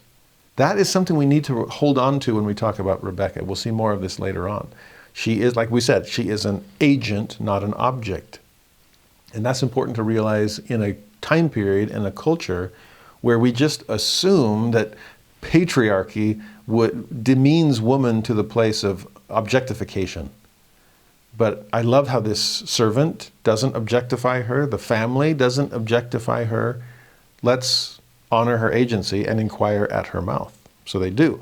And then 58, they called Rebekah. They said to her, wilt thou go with this man? And she said, I will go. Now, here's a female equivalent to Nephi's, I will go and do the things that the Lord hath commanded.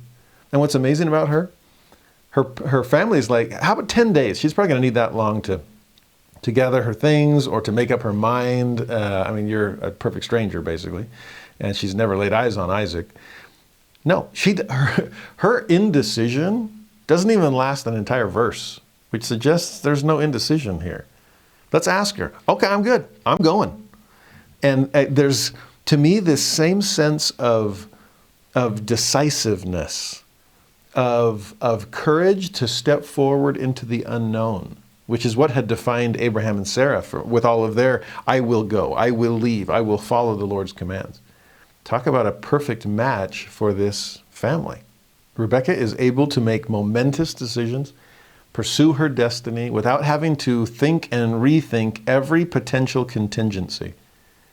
I'm going to move forward with faith. I will go and do the things the Lord hath commanded. He's in this. We all know it. We can all see it. I don't need 10 days to make up my mind on that. Let's move forward. And so she does. That exercise of agency will be a defining characteristic of Rebekah. So hold on to it. So 59 and 60, they sent away Rebekah their sister, and her nurse, and Abraham's servant, and his men, and they blessed Rebekah. And notice the blessing. Thou art our sister. That's current identity. But how about your future identity? Be thou the mother of thousands of millions, and let thy seed possess the gate of those which hate them. What a blessing. And what a perfect match for the Abrahamic covenant. Seed as the stars of heaven and the sands of the seashore. Well, thousands of millions is a pretty good start. Okay, and Rebekah, you will be the next Sarah, just like Isaac is the next Abraham. I also love the thought of, don't let your family go without blessing them first. Especially, I felt that from my own parents as we drove down to San Diego to be sealed in the San Diego temple. And after the sealing was done, and just feeling my parents, like, this is it, isn't it? This is that moment. For this cause shall man leave father and mother, and shall cleave unto his wife, and they twain shall be one flesh. I was leaving mom and dad. And they blessed me. My whole growing up had been a blessing to me. But to just feel from them, have we done enough? Have we prepared you sufficiently? Have we blessed you so that you can now be a blessing moving forward? So Rebekah, before you leave us, can we bless you to be the mother, to live up to the covenant that you're about to enter into. So beautiful. Now, meanwhile, back at the ranch, what's Isaac doing? Verse 63, Isaac went out to meditate in the field at the eventide. And he lifted up his eyes and saw, and behold, the camels were coming. He's meditating. He is a contemplative type. We'll see the same said of Jacob, his son.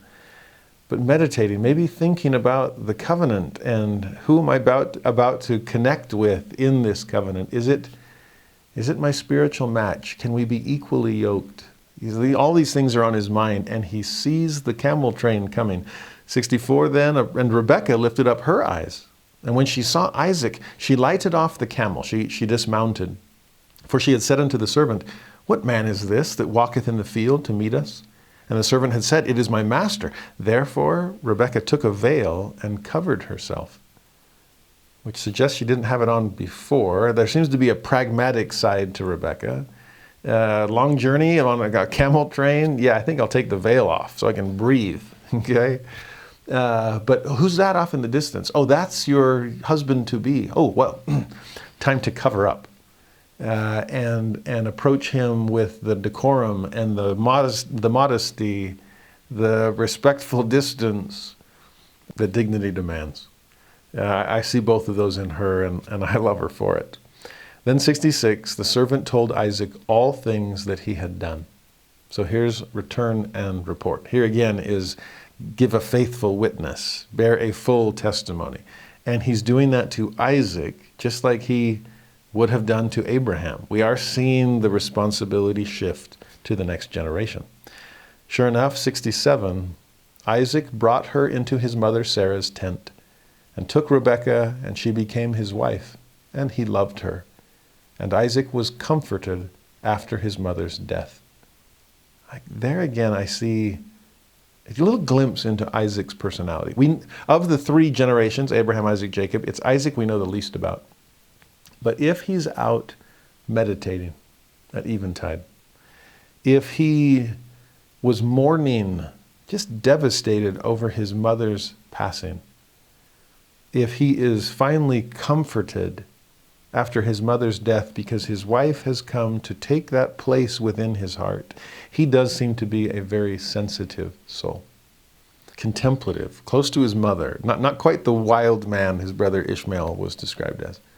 In some ways, not even like Abraham. It's always I'll go grab my trained servants and go on a commando mission to go rescue Lot. No, it's more of a homebody, just staying at Sarah's tent, missing his mother, wondering who could possibly take her place, and then finding the exact answer to that question. Here is Rebekah. Like I said, Rebekah now becomes the new Sarah, and Isaac becomes the new Abraham. And there's some amazing parallels between that first couple and the second. Okay, we'll see one very quickly in this next chapter. Genesis 25, beginning in verse 1. Then again Abraham took a wife, and her name was Keturah. Now we'll see in the next few verses that Keturah, now Abraham's plural wife, has, among others, a son named Midian. And so from Midian come the Midianites, and as we'll see in the book of Exodus, the most famous Midianite is Jethro. So even Jethro, through whom Moses receives his priesthood, can trace his lineage back to Father Abraham. This is still within the big umbrella of the covenant, okay? And then Abraham, verse 5, gave all that he had unto Isaac. So despite having children through Hagar, namely Ishmael, despite having children through Keturah, Midian and others, the covenant, the birthright, still passes down to Isaac. Now, verse 6, he does give gifts to all those other sons, okay? They're posterity also and deserve some of these promises, some of these possessions and prosperity. But he does send them off, okay? Partly to begin to disseminate knowledge of God across the earth, but also to give Isaac space that this is your promised land and your priesthood and your posterity that needs to dwell here. Now, in verse 7, Abraham then dies at age 175. It's described in verse 8. Abraham gave up the ghost and died in a good old age, an old man, full of years, and was gathered to his people. I do love that description of death, to be gathered unto your people. Those of us that remain behind on this side of the veil usually think of death as a departure. But think of those that have gone before, and the death of this loved one is an arrival for them. They are being gathered to their people. You remember what caused Abraham to leave his fathers was the desire to receive the blessings of the fathers. And now he is finally joining those fathers that he had spent a lifetime trying to follow. Beautiful description. Verse 9 and 10 then, his sons Isaac and Ishmael buried him in the cave of Machpelah, which Abraham purchased of the sons of Heth. There was Abraham buried, and Sarah his wife. It is amazing to see funerals as a family reunion of sorts. I just went to one a few days ago, and to see so many loved ones, so many friends from decades ago, all to rejoice in a life well lived, to mourn with those that mourn, to comfort those that stand in need of comfort, to gather on this side, knowing there is a gathering taking place on the other. To me, there's something powerful about Isaac and Ishmael. The mocking has passed, at least for this moment. We see in our day still conflict between these two houses of Abraham, these two lineages. Perhaps the best way to honor your common ancestor is to come together in remembering him. That's what happens originally with Isaac and Ishmael. Now from 12 to 18 then we see the posterity of Ishmael listed, which again says something about him, that he is still Abraham. Okay? This is still part of the posterity that will be like the stars of the heavens and the sands of the sea. And so there, the Ishmaelite posterity is listed in those verses. But then the narrative returns to the story of Isaac, since what we have in the Old Testament is a chronicle of covenant. So verse 20, Isaac was 40 years old when he took Rebekah to wife, the daughter of Bethuel, the Syrian of Padan Aram, the sister to Laban the Syrian. And 21, Isaac entreated the Lord for his wife, because she was barren. And the Lord was entreated of him, and Rebekah his wife conceived. Now, that sure went fast. We'll find out later that it's been 20 years of waiting, summed up in just those couple of phrases. The first thing we knew about Sarah was that she was barren. And then we got to know her for the incredible person that she was, not to be defined solely by something she lacked. In Rebekah's case, we get the reverse. We get to know her first, and we see just what an agent instead of an object she is. We see her courage, we see her decisiveness, we see her self-sacrificial nature. It's like this person is, hashtag life goals, right? This woman is, no one's known the like of her. This is jaw drop beyond my imagination. The ideals of womanhood really do exist? Well, man, she's got everything going for her. But only later do we find out, actually, her life is harder than we thought. And I hope we realize that when we see other people who seem to have it all together and seem to have an unending stream of blessings from God. That great line from the hymn, "In the quiet heart is hidden sorrows that the eye can't see." For some people, the first thing we know are their trials. And we need to get past those to realize what incredible stories they have to tell, what incredible lives they're living. Others, it's reverse. And we know the incredible life they're living. That's the most obvious. We see it on social media. Well, look a little further, or open your heart a little wider, and you will see struggles there, as was the case with Rebekah. But Isaac entreats God for her. There's something beautiful about praying for, not just praying that God will bless you with a family, but praying that God will bless those family members. And so Isaac entreats God for her. And God listened. I'm sure she was praying too, but there's something about a righteous couple joining their faith, joining their prayers, so that God can bless them. Now, like I said, this all happens in the same verse. We'll find out later 20 years of waiting and entreating takes place. But then 22, now that she's expecting, the blessing that she's been waiting 2 decades for has finally come her way. But notice, this is one of my favorite verses in this whole chapter is 22. The children struggled together within her. And she said, "If it be so, why am I thus?" And she went to inquire of the Lord. Now, a couple things there. She went to inquire of the Lord. So in the previous verse, when it says that Isaac entreated God for her, again, she's an agent, not an object. So she's not just, honey, you're the male in the family, and this is the patriarchy, and so you're the one that's connected to God. Will you go talk to him on my behalf? No, because here it's crystal clear. She has a direct line communication with God also. That was actually something my wife struggled with when she was Relief Society president, when everyone else was having kids and she couldn't, okay?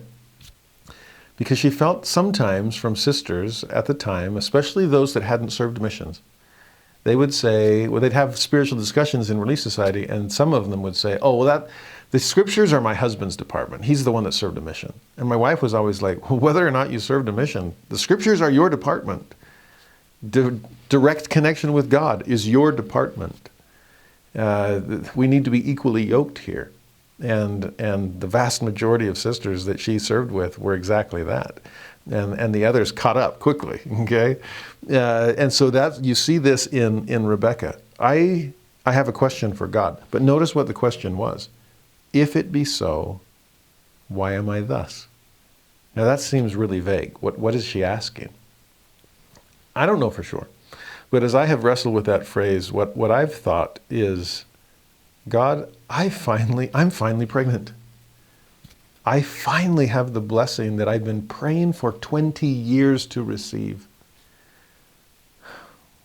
Well, if the blessing's finally here, why is it so hard? Why is this so painful? Remember, she has 2 children within her, and she doesn't know that yet. She will in just a moment. But the children are struggling together within her. They'll struggle together outside of her too. But here they are wrestling in the womb. And she's like, whoa, something's going on. I've never been pregnant before. I don't know if this is normal. And nobody's written what to expect when you're expecting yet. So I have no idea what to expect. But I don't know if this is normal. It's painful. I don't want to lose this child. Heavenly Father, I finally got what I've been dreaming of. Why is it like this? And I think sometimes we all wrestle with that. God, I finally found the true church. How come I can't seem to make connections in my ward? I finally, closer to the story here, I finally got pregnant only to have a miscarriage? Or I finally have children, what I've always dreamed of. Why is parenting so hard sometimes? My friends, there's reality. There's raw reality in Rebekah's question. And if you've ever struggled with the same thing, I know I'm doing the right thing. Then why is this so difficult? I know I'm on the covenant path. Where are the blessings I expected? I'm following God. Then why does there always seem to be tragedy in the train catching up to me? If it be so, why am I thus? But I challenge you, inquire of the Lord, and He can help you understand the purpose of your problems and the lessons that He's trying to teach you through your trials. It's exactly what God does for her here. Verse 23, the Lord says unto her, and again, this is an unmediated, direct line revelation. She asked Him, He responds to her directly. And this is going to be key later when we see what she does to kind of, get around Isaac. There's no record of Isaac being aware of this specific revelation. We know crystal clear that Rebekah gets it. And here's what it is. 2 nations are in thy womb, and 2 manner of people shall be separated from thy bowels. The one people shall be stronger than the other people, and the elder shall serve the younger. Now this just might be the first instance of ultrasound in human history. It's just a divine one. And here the Lord says, oh, well, no wonder. You're having twins. Congratulations. As one of my wife's best friends in college said when she found out she was having twins, wow, two for the price of one. 2 children with only 1 labor and delivery. Thank you.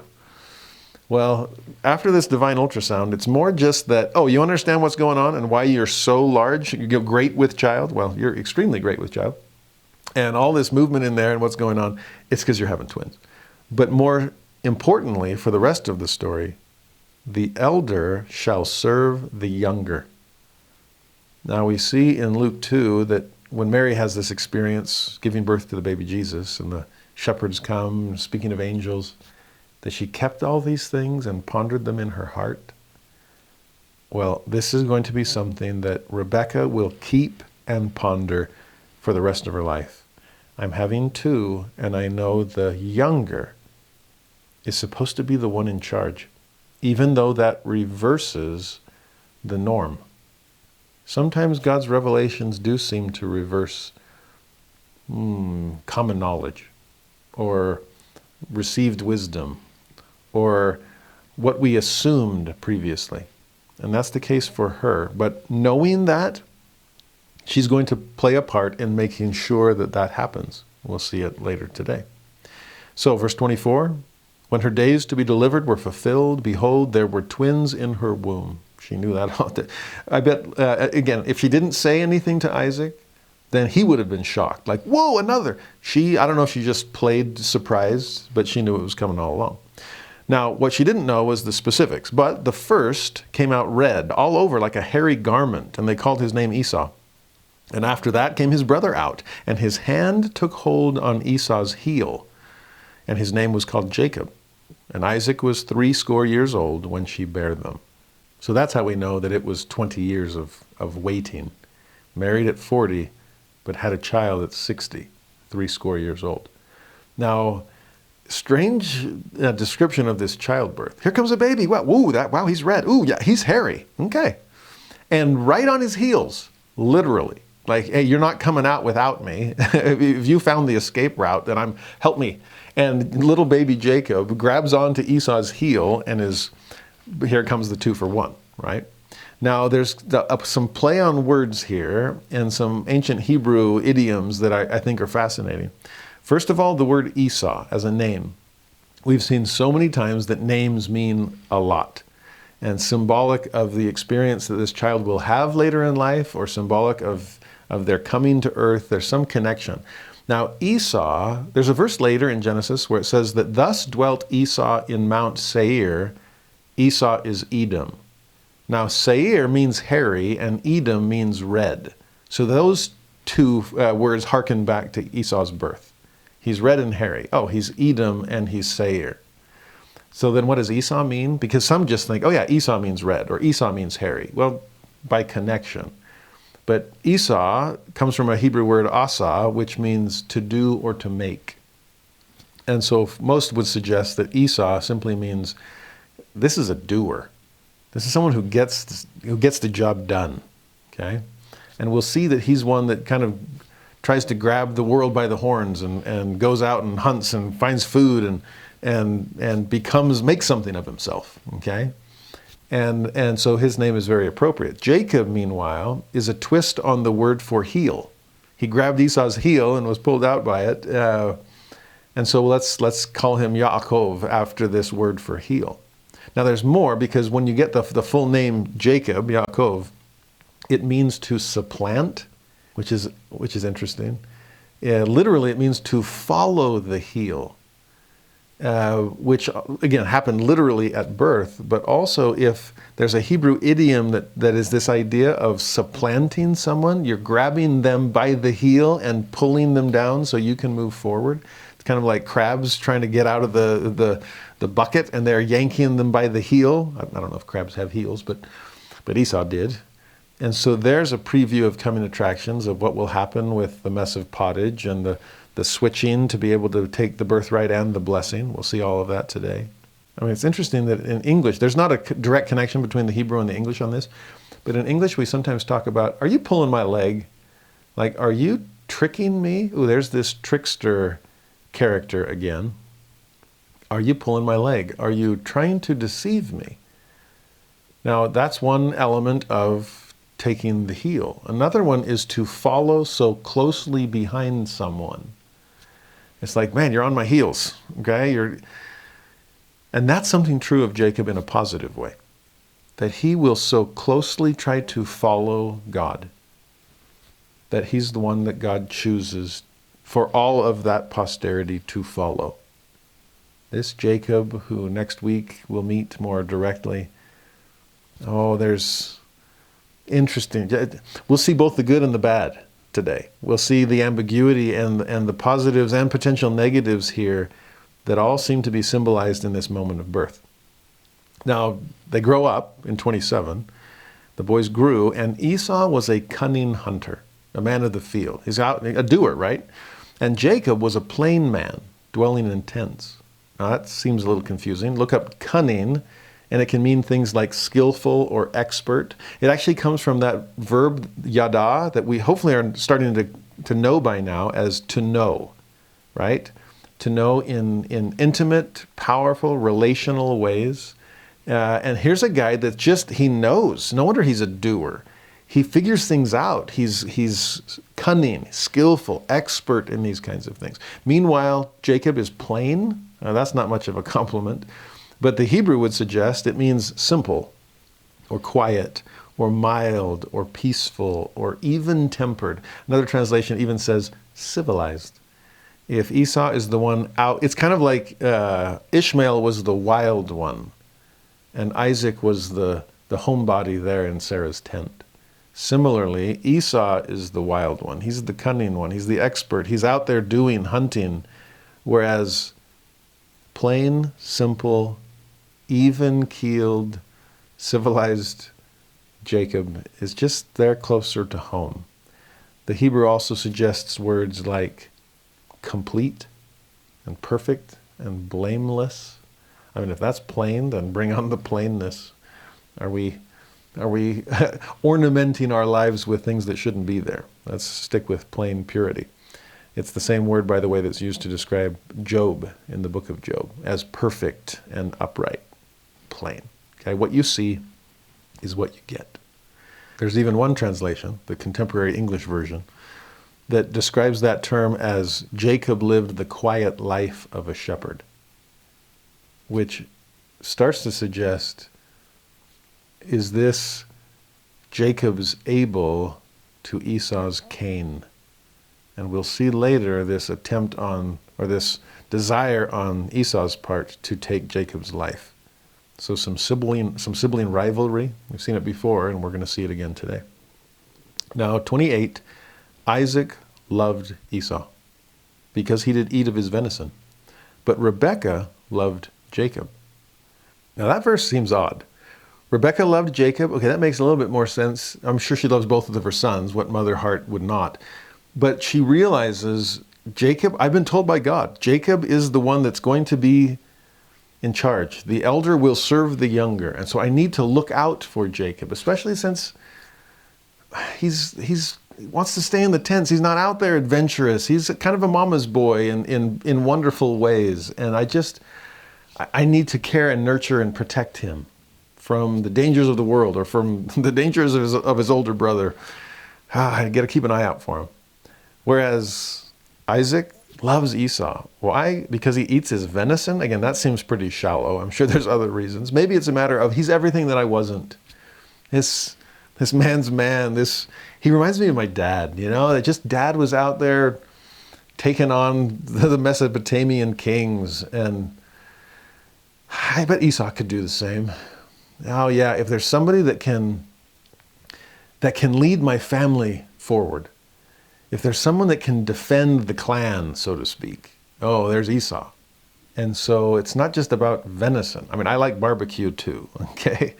It's more about here's a doer and a maker, a mover and a shaker, and he's going to be able to lead my family and defend them from whatever influences are around him, okay? I think it's more than just plain favorites. God is no respecter of persons, and parents playing favorites is not a good idea. Beware of that. Okay. What's one thing I always was amazed about my parents? That among their 6 kids, they loved us all, and despite different personalities and different interests and talents, I never felt any more or less loved than any of my siblings. Now, it took my wife to teach me this, by the way. When I was in high school, I learned about 2 of the degrees of glory. My wife taught me about the 3rd. You see, as a high school kid surrounded by teenagers, and collectively we were a little shallower than we needed to be. That's normal. We're growing up, right? But I remember people thinking they were so much better than other people because of what they possessed. They drove a nicer car, or they had a car at all. They came from wealthier families or bigger homes, whatever. And I remember thinking, we were just this basic, average, middle-class family. And I remember at times thinking, what do you think you're better than? Why do you think you're better than me? What, just because your dad makes more money than my dad? That has nothing to do with you. And so people that would show off their possessions, I thought, that's nothing to be proud of. Now, unfortunately, and this speaks negatively of me, I probably felt pride, but it came from accomplishment. And I just thought, well, that's something I've done, something I've made of myself. Well, really? Or is that just a gift from God and he helped you accomplish certain things? But it was interesting when I met Emily, because I was shocked that she didn't care about any of those things. She didn't care about my resume, and didn't care about awards that I had won or things that I had accomplished. It was like, to the point, and again, from a shallow perspective, well, everyone else I had met before that cared about it. They thought it was so cool about this, and this, whatever. And then this girl that I finally am interested in isn't interested in any of that? Huh, what would impress her, since my resume doesn't? And I realized what impressed her were attributes. I thought I had moved up because it wasn't about what I had, it's what I did. She had already taken it up another level and realized it's not about what you do, it's about who you are. And that's when it hit me. There really are 3 degrees of glory. What you have is just telestial. What you do is mere terrestrial. Who you are, that's a celestial degree of glory. And I realized my wife wouldn't care about what I'd done until I could convince her about who I was. And I hoped that would be sufficient. I actually had an experience on after my mission as my younger brother was beginning his, that was so powerful to me, and hopefully was to him. I don't know if he watches these videos. I was teaching at the MTC, and he had just got his mission call and was in the MTC to learn Spanish. Now, this brother is amazing, but life came a little harder to him than to some other members of our family. He was just as smart. He had to work, but he had to work harder at it. And sports came easy to me and another brother, and it came much harder to him. He was so gifted with other things he could do, but it wasn't the kinds of things that primarily teenagers stand in awe of. Well, he came the day before he left the MTC to head out to the mission field. My night class had just ended, and all of my missionaries had left, and my brother poked his head in the door and a little bit sheepishly said, "Jared, can you give me a blessing before I head out to Mexico tomorrow?" And of course, come on in. And I could just sense from him the weight of the world on his shoulders, like, I'm scared to death of this, as we all kind of were. But more than just fear, there was a sense of inadequacy I could feel from him, like, will I be as good a missionary as you, since Spanish came easily to you and it's been harder for me? I don't know what kind of missionary I'll be, because I can't do the things that you've done. Well, I laid my hands on his head and began to speak, and my favorite thing about blessings is not just speaking for God, but feeling for God.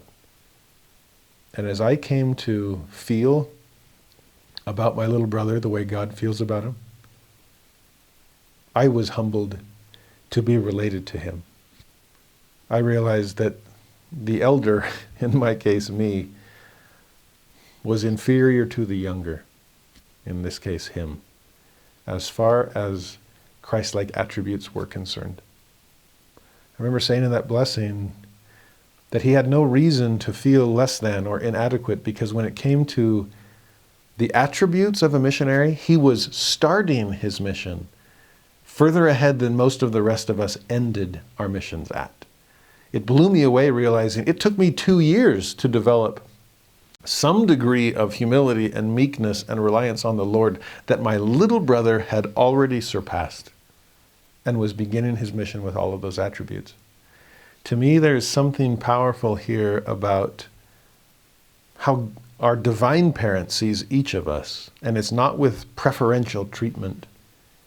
It is no respecter of persons. It is equal love for all, and with different blessings to manifest that love.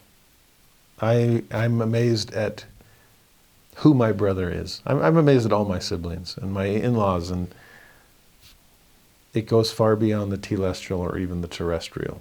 They're celestial souls. And God made sure I understood that.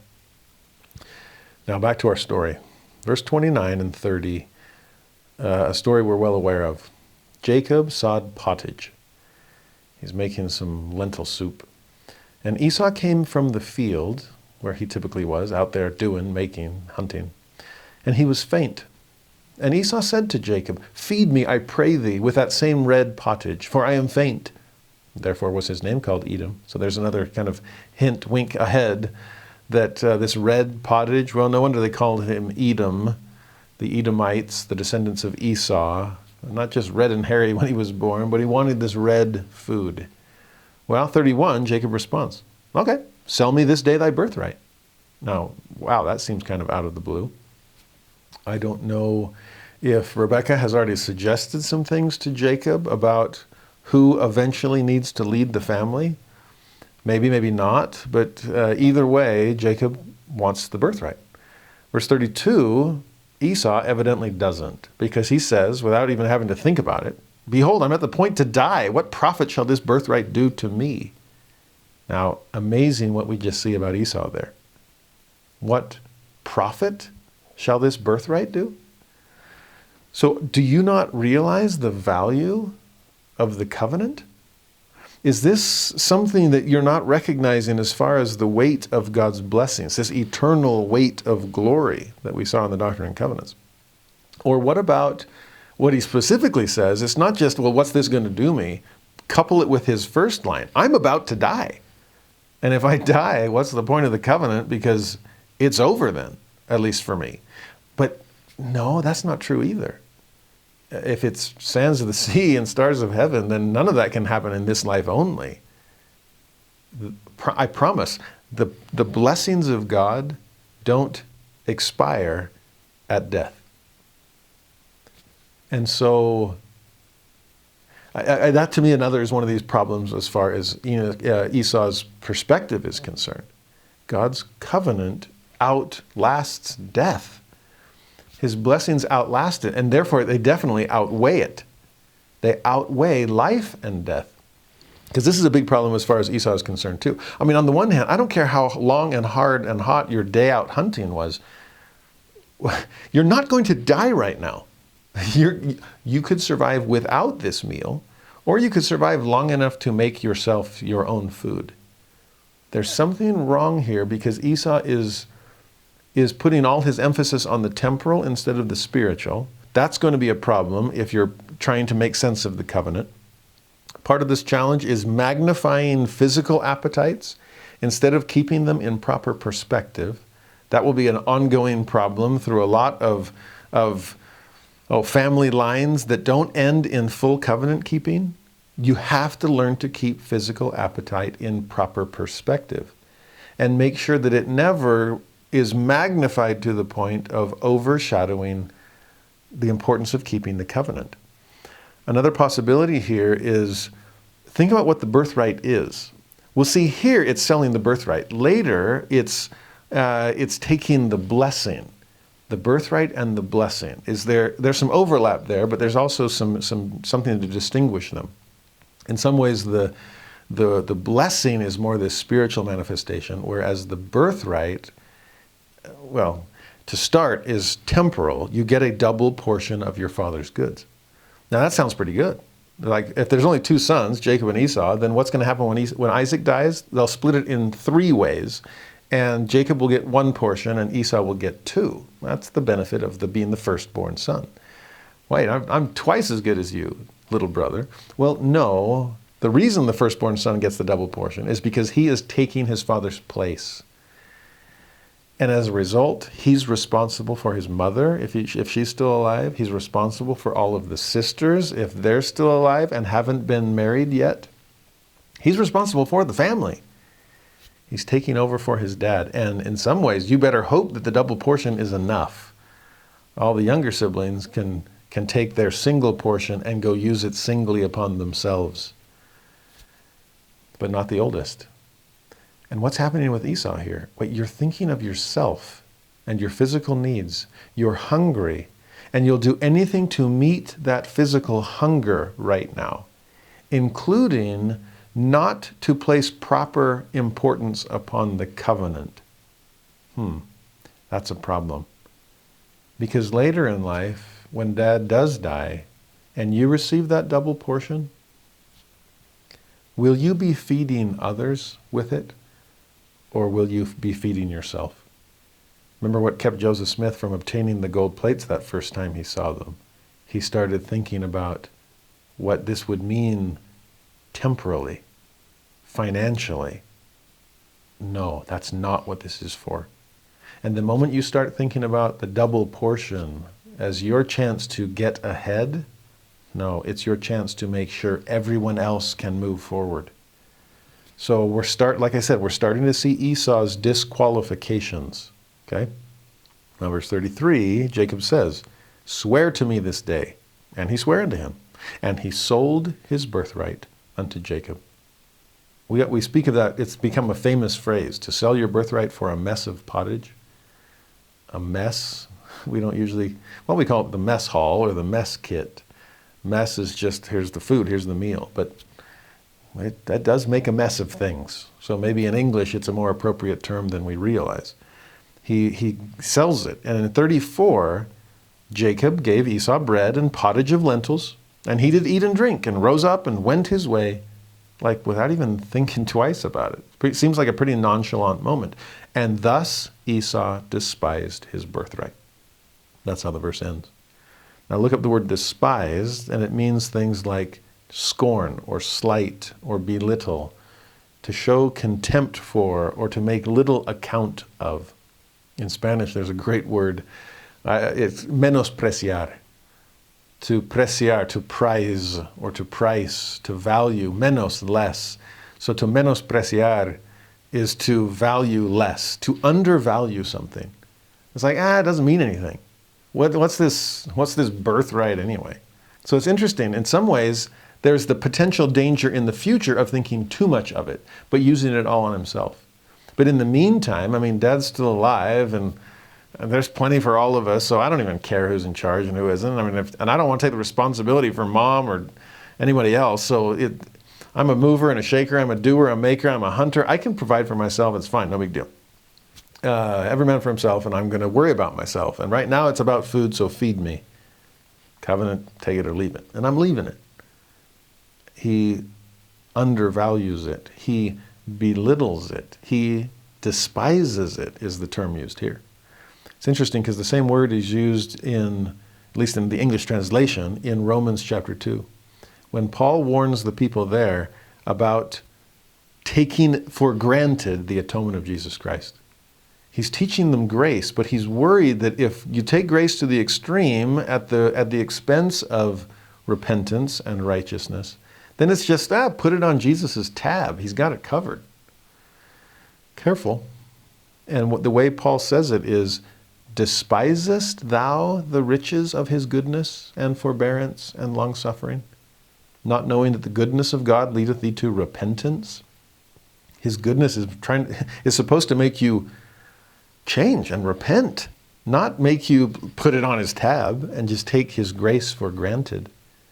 Some translations put that as to presume upon his grace. He's going to cover it. He always does. Or in this case, to despise the riches of his goodness. Well, Esau was despising the riches of God's goodness. And so no wonder he sold them. Take it or leave it, and I'm leaving it. Now, the chapter ends there, only to turn the page to chapter 26, and what do we see? First sentence, a famine. Let's take Esau's hunger and then enlarge it to encompass everyone. What are you going to do when you're hungry? Do you forget the covenant like Esau just did? Are you trusting in the arm of flesh and whatever I can find to meet my own needs? Who cares about the way that I go about obtaining it? Chapter 26, verse 1, there was a famine in the land beside the first famine that was in the days of Abraham. And Isaac went unto Abimelech, king of the Philistines, unto Gerar. Now, like I said, Isaac is becoming Abraham 2.0, and we're starting to see some of these parallels. We saw that he marries a woman who is barren, despite being part of a covenant that's defined by posterity. We see a famine taking place we see two sons that are at odds with one another. Isaac and Ishmael in Abraham's case, Jacob and Esau in Isaac's case. We see a famine in the land that kept happening to Father Abraham as well. And in fact, he meets the same character, Abimelech. Good thing, by the way, that Abraham had treated Abimelech so well that they had made a covenant with each other that would outlive them to be able to help their children and their children's children remain at peace.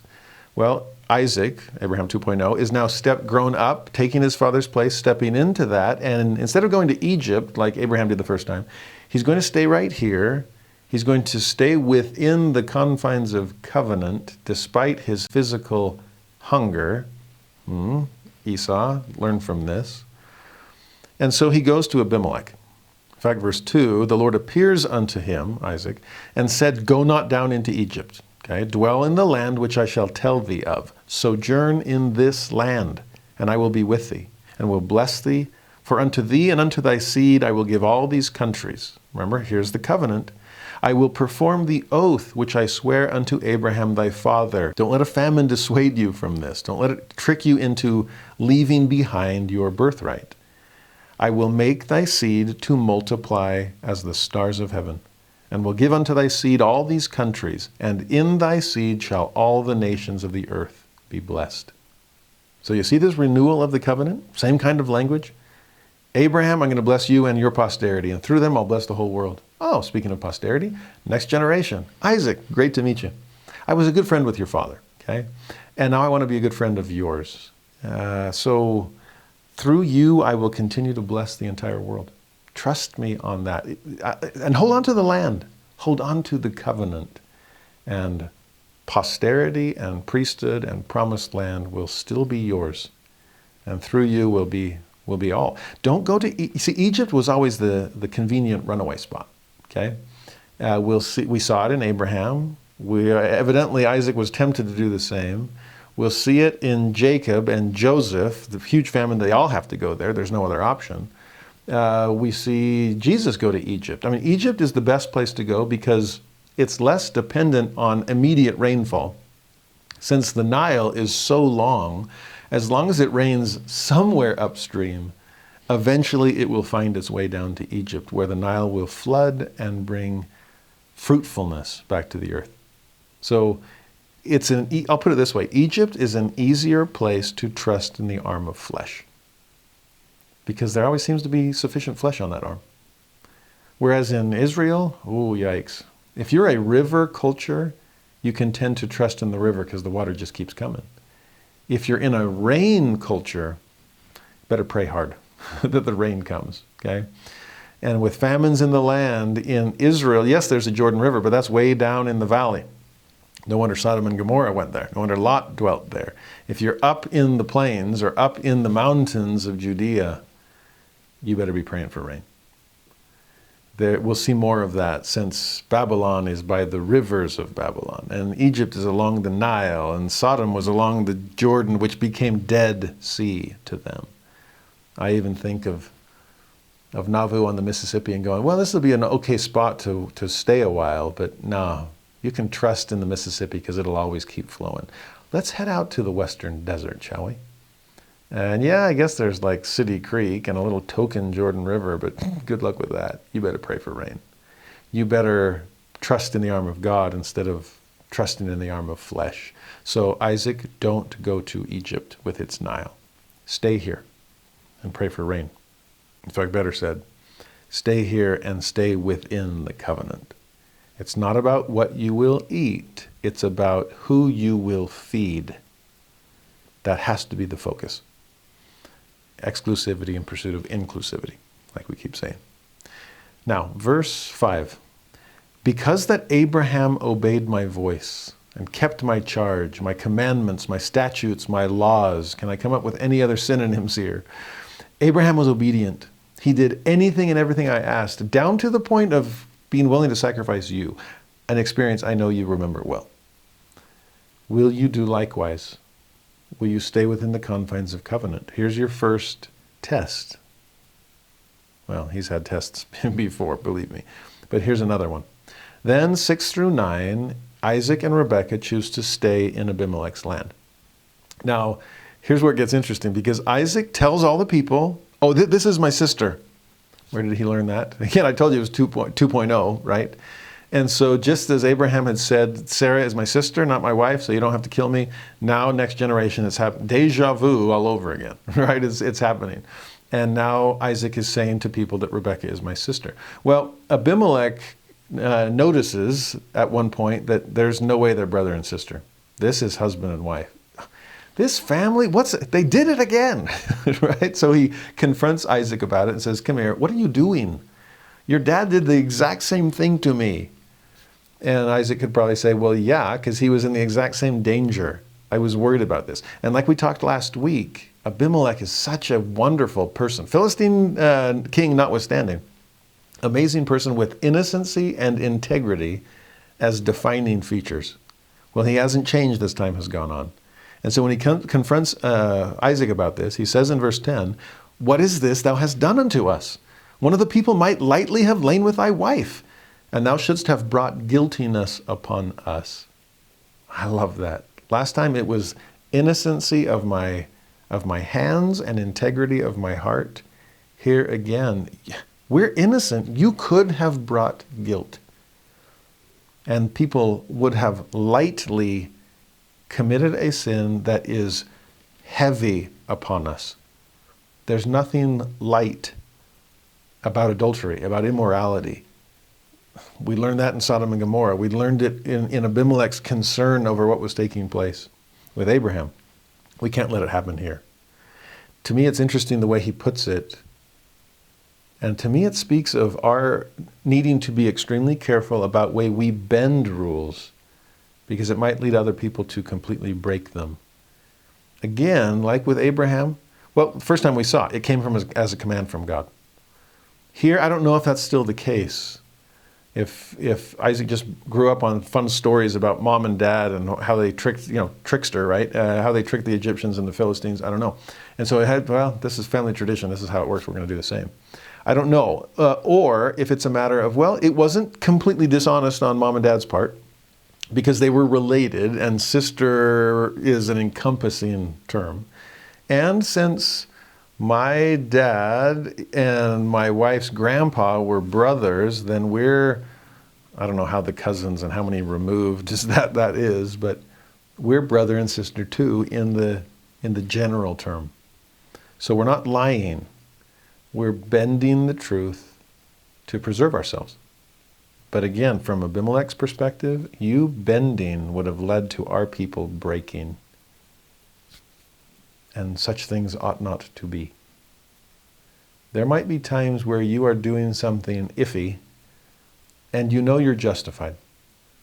The ox is in the mire, for example. But I do worry sometimes about people that are watching and seeing you bend a rule, and in their mind, it's no different than them breaking it. I was going to go to a party when I was in high school, senior year, and I didn't go to many parties because this was LA and I mostly non-member friends, and I knew what kinds of things were happening at the parties. In fact, sometimes my non-member friends would tell me, Halverson, awesome party this weekend that you're not going to want to come to, just FYI. And I'd always laugh and thank you for looking out for me. If I'm not supposed to be there, you probably shouldn't go either, but to each his own. Now, in this case, this party I wanted to go was senior year, and kind of last time I'll get to see these friends, and I remember my dad just expressing his concern about me going to this party. And I remember defending myself and my honor and saying, Dad, I don't, anything in the word of wisdom smells bad to me, so it's not even a temptation, okay? I'm not going to do anything bad at this party. And my dad's response, I'll never forget. He said, it's not you I'm worried about. I was like, huh? See, at the time, my dad was in the stake presidency, and he said, people know you in the stake, the youth do, and I just worry that some might go to the party since you're going. I can picture them saying to their parents, come on, Mom and Dad, Jared's going. Why can't I go? Oh, okay. Well, President Halverson's son's going to be there. That must be okay. And the concern was, what if the word of wisdom is a temptation to them? What if immorality is something they need to be on the watch out for? I know you're not going to break the rules, son. I just don't want other people to be led down a path. They might have taken it lightly. They might take the dangers lightly. And you might bring guiltiness upon them, even as you remain guiltless yourself. It's something to ponder. At least it had me pondering as a high school senior, and no, I didn't go to the party. And didn't miss anything. Now, verse 11, Abimelech, now fully in the know, charged all his people, saying, he that toucheth this man or his wife shall surely be put to death. That's how serious this is. Don't take it lightly. I'm taking it heavily, okay? And you should too. Morality is a life and death kind of thing. Then, verse 12 and 13, Isaac sowed in the land, and received in the same year 100-fold, and the Lord blessed him.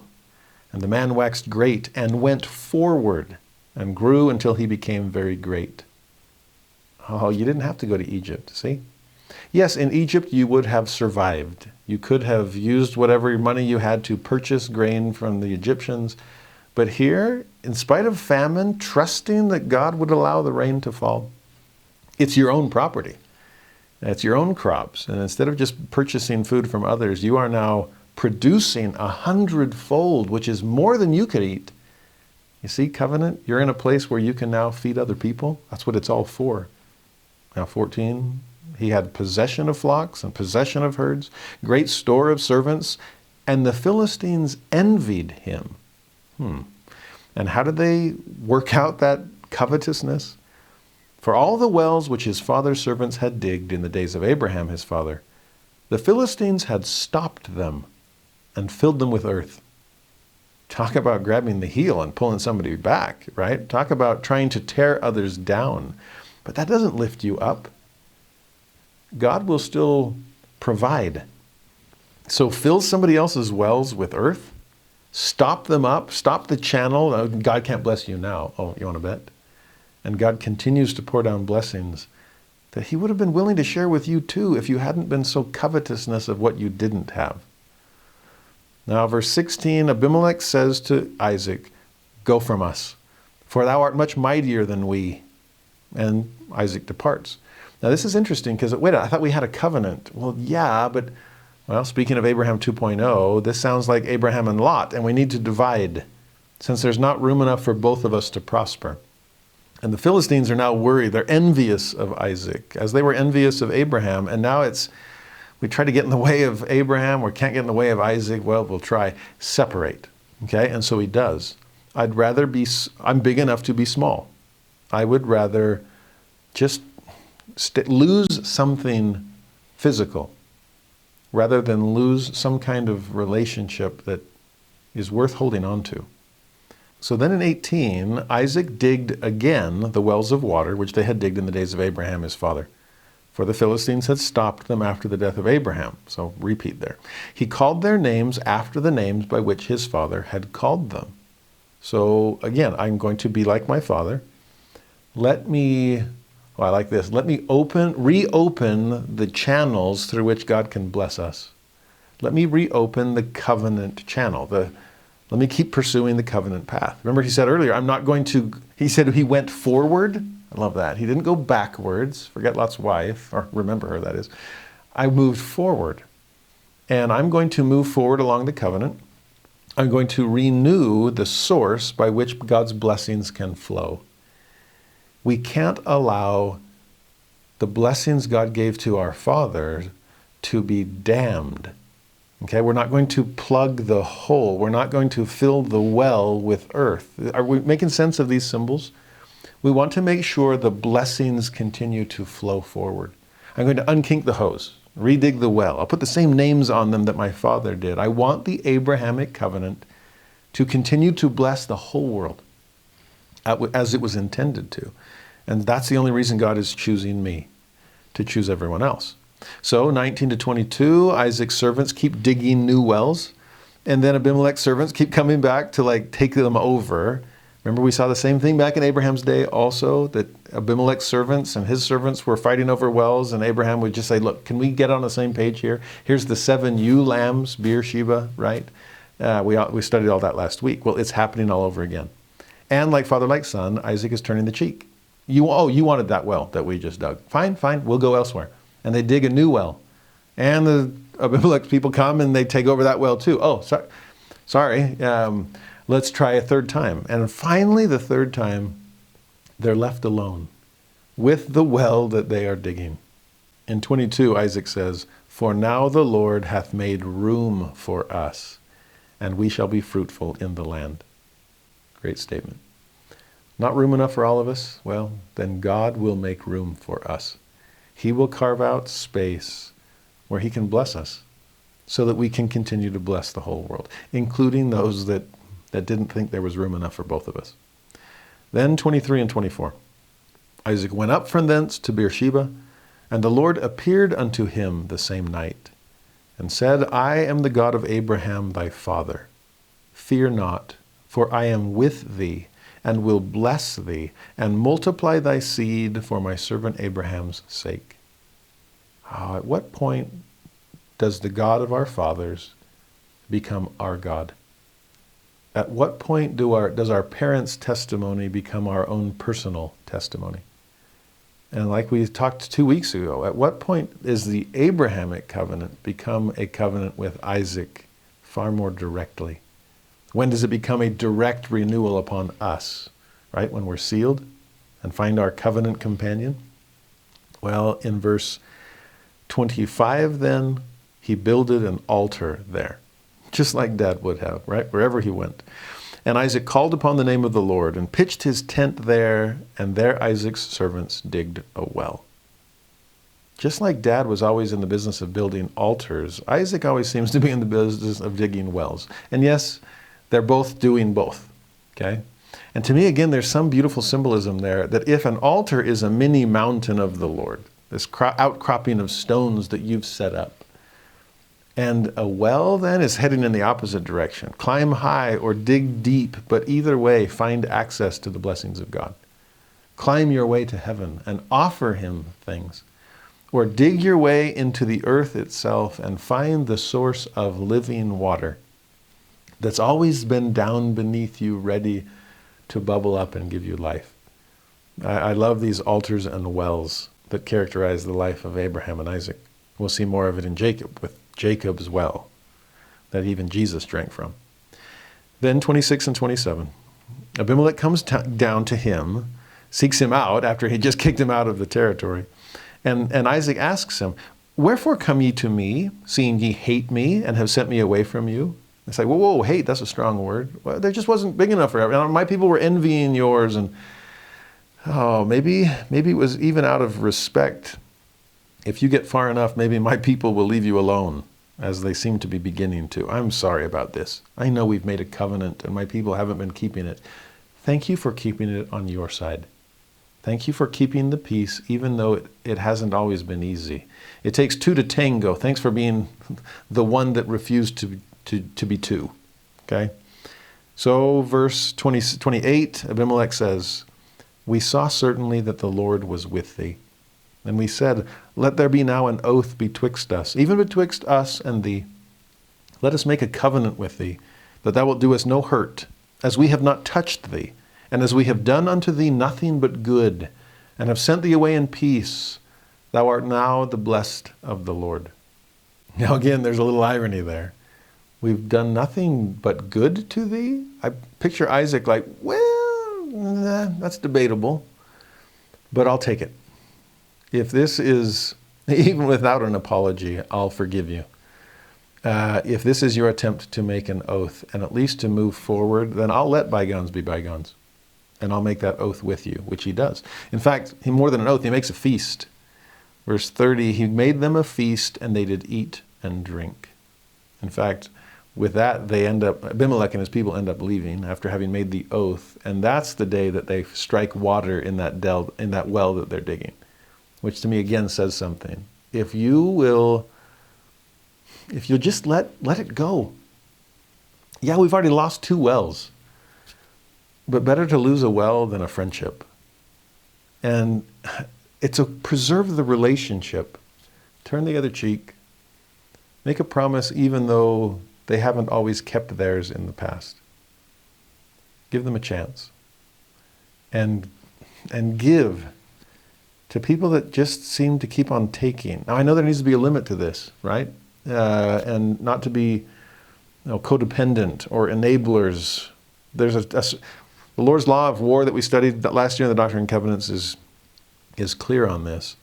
But whenever possible, be big enough to be small. And turn that cheek and preserve the relationship. And again, what I love about this one is they keep taking our wells. Well, let them have it. God will provide. And sure enough, the day that they establish this covenant of peace, they strike water. God always comes through. Then finally, verse 34 and 35, this chapter ends with some bad news. And it's back to Esau. We kind of lost sight of him in this chapter. The previous one ended with him selling his birthright, showing that he despised it. He didn't care. He menospreciared it. Okay? And here we see it again. 34 and 35. Esau was 40 years old. Good time to get married if you ask his dad. 40 years old when he took to wife Judith, the daughter of Beeri the Hittite, and Bashemath, the daughter of Elon the Hittite. Well, wouldn't this be cause for rejoicing? No. Notice they were both daughters of Hittites, which means they're not in Abraham's extended family line. These are children of the Canaanites. This is marriage outside the covenant. No wonder the chapter ends, which were a grief of mind unto Isaac and to Rebekah. How How could he keep the covenant when he's marrying outside of it? How can he pass the covenant down to posterity when his posterity cannot be born within the covenant? Did Esau not understand all the work that his grandfather went through to send his servant all the way back to his mother's family in Haran? Don't send Isaac there. Bring someone back. Don't descend to their level. Find someone that has ascended to God's level and bring them out of that place. And even here in the promised land, Esau is marrying outside of God's promises. Yeah, grief of mind, you better believe it. In fact, we'll see later just how much grief that brings to Rebekah, especially. We'll see that here in chapter 27. So turn the page, and here we get another story, and this that we know, a famous one, and it's a tricky one. Honestly, I've been wrestling with this one, like, man, why does this have to be so confusing and so ambiguous? I wish we could simplify it. I think sometimes we're tempted to. We'll talk more about this. I want us to leave some space open for the difficulty here, though. Both the pros and the cons, the strengths and the weaknesses, since I know I have both. So we can safely assume that Isaac has both, and Rebekah has both, and Jacob has both. And we'll see next week, Esau definitely has both. We've been focusing on his negatives. Next week, we'll see his beautiful positives. Hold on for that one. It is a redemptive story as far as Esau is concerned. It's awesome, okay? Don't miss next week.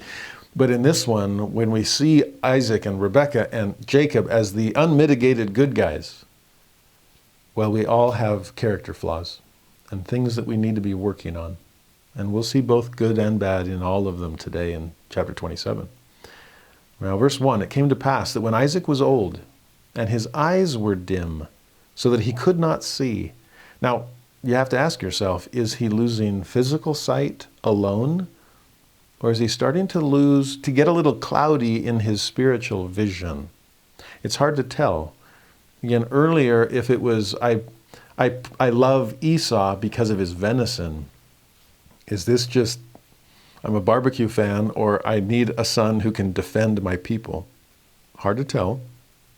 But with some kind of eyesight issue, he tells Esau, I'm getting old. I don't know how much longer I have, and I want to pass down my blessing upon you. Now, I said earlier, what's the difference between the birthright and the blessing? Does Isaac know about the transaction that took place over the Mess of Pottage? I don't know. Jacob already has purchased the birthright. Esau easily sold it to him for pennies on the dollar. How does that relate to this blessing? Now, birthright is going to be leading the family and receiving the double portion. Blessing also seems to include some kind of spiritual strength. This is more of the covenant side of things, perhaps. But to whatever degree they overlap or are distinguished, there's probably a Venn diagram somewhere in here. Whatever it is, Isaac sends Esau out to go hunt, to bring back some venison, and make it just like I like it, so I can bless you before I die. Well, verse 5, Rebekah heard when Isaac spake to Esau his son. And Esau went to the field to hunt for venison and to bring it. And now that he's off camera, Rebekah can rush back to Jacob and say, Jacob, time is of the essence. We only have, how long does it take your brother usually to find some meat to bring back? How long does the hunt usually last? Well, whatever it is, we have to move. I need you to go get some goats out of the flock, bring them in, and I'm going to cook your dad the ultimate dinner, just like he likes it. Believe me, I know the recipe. And with meal in hand, I want you to go to your father to receive that father's blessing. It needs to be yours, not Esau's. Now, this is where it gets tricky for Jacob.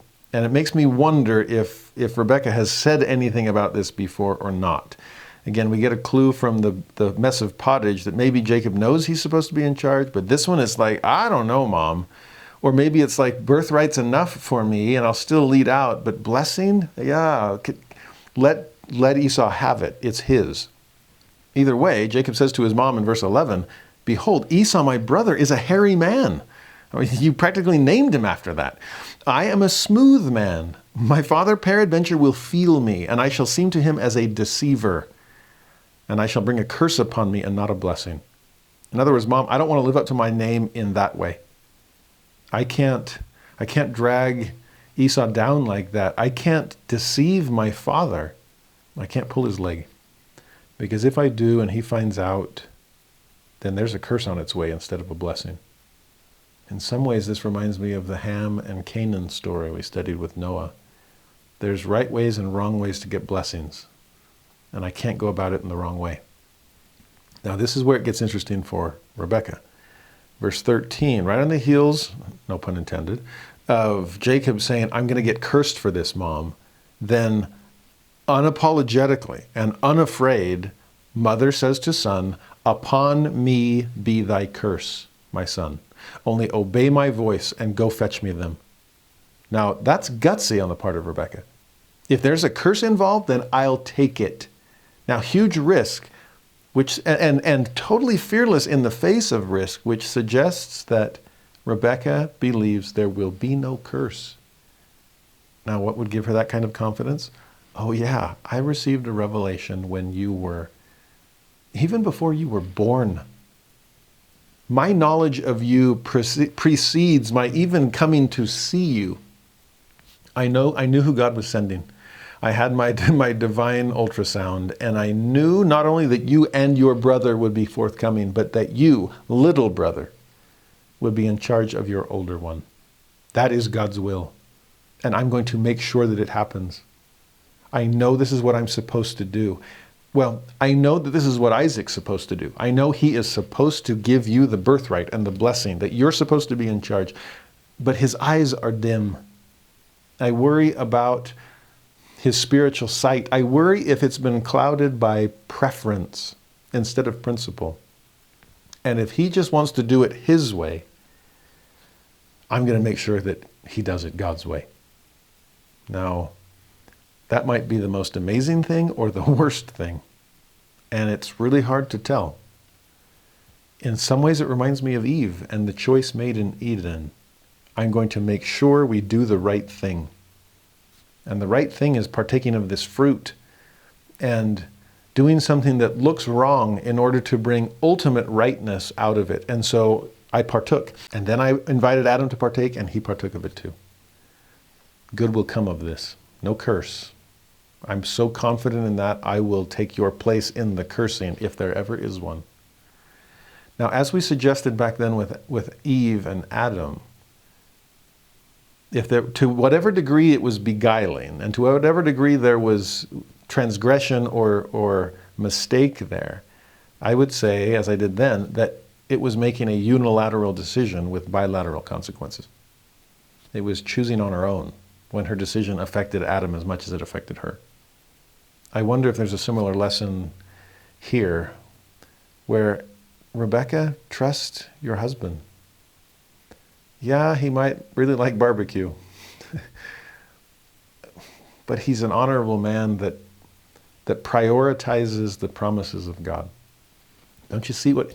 I'm sure he wanted to keep all those wells with Abimelech too, but he gave up on his personal preference in order to keep the covenants of God. He'll do the same thing here. Talk to him. Did you ever tell him about your spiritual impression? I vouchsafed that revelation to you. Now, of all times, you need to share it. Trust that he who entreated God for you will also trust in what God gave directly to you. Talk to him. We have no evidence that she did. Well, in this case, she proceeds with her plan. 14 through 17, she makes the food, puts Esau's clothing upon Jacob, even gets some goat skin to put on Jacob's hands and neck, so that just in case Dad feels you, you'll be as hairy as your big brother. Now, there's different varieties of goat, and so don't think too much of a hairy beast here, but rather, okay, more than just the smooth Jacob, all right? Well, verse 18, Jacob came unto his father and says to him, my father, Isaac responds, here am I. Who art thou, my son? Now, he was just, somebody, I can't see, but somebody just referred to me as father, so it must be one of my sons, but which one is it? It's hard to tell, okay? I can't see. Are my ears playing tricks on me? Verse 19, Jacob said unto his father, I am Esau, thy firstborn. I have done according as thou badest me. Arise, I pray thee, sit and eat of my venison, that thy soul may bless me. Now, this sure seems like a bold-faced lie. Is this Jacob just being the trickster? Is this Jacob just honoring mother's wishes and going against what he would have preferred? Again, we see humanity here, okay? Justifiable if we're thinking of Rebekah making sure God's will is done. But again, is it a matter of, I don't know, I'm wrestling with this. I'm still wrestling with this, okay? Because yes, I know, she knows, she's had her revelation. The younger will be in charge of the older, and I'm going to make sure it happens. But remember when Abraham was like, God, I know you're going to give me posterity, and since I can't give it to you, then take my servant. And God's like, thanks for the suggestion. Don't need your help. Next chapter. Sarah, I'm the weak link in the chain then. Since I can't give Abraham seed, then take Hagar and then raise up seed. And God's like, thanks for the help. Don't need it. Here again, is it a matter of Rebekah? You don't have to take matters into your own hands. This is a fine line. This is a proving of contraries. And I'm just trying to find the Goldilocks zone here. To what degree do we exercise our agency to make sure that God's will is done? And on the other hand, to what degree do we honor God's wishes and know that he is able to perform it? Okay? That what he has promised, he is able to perform. A great phrase we saw last week. Oh, Rebekah is trying to navigate this narrow way. Jacob is trying to, is he crossing his fingers behind his back? I don't know. This one's tricky. But he does tell Dad, I'm Esau. Then 20, Isaac said unto his son, well, how is it thou hast found it so quickly, my son? Wow, you're a better hunter than I thought. And his son responds, because the Lord thy God brought it to me. Now, there's some bending of the truth too, but is he seeing the Lord behind his mother's actions? Technically, this food came from my mom, but mom received her marching orders from God. Maybe not these specific ones, but when I was in embryo, mom knew. And so God is behind this somewhere. In verse 21, Isaac says to Jacob, come near, I pray thee, that I may feel thee, my son, whether thou be my very son Esau or not. So even Dad is a little skeptical here, a little confused, like, well, I don't.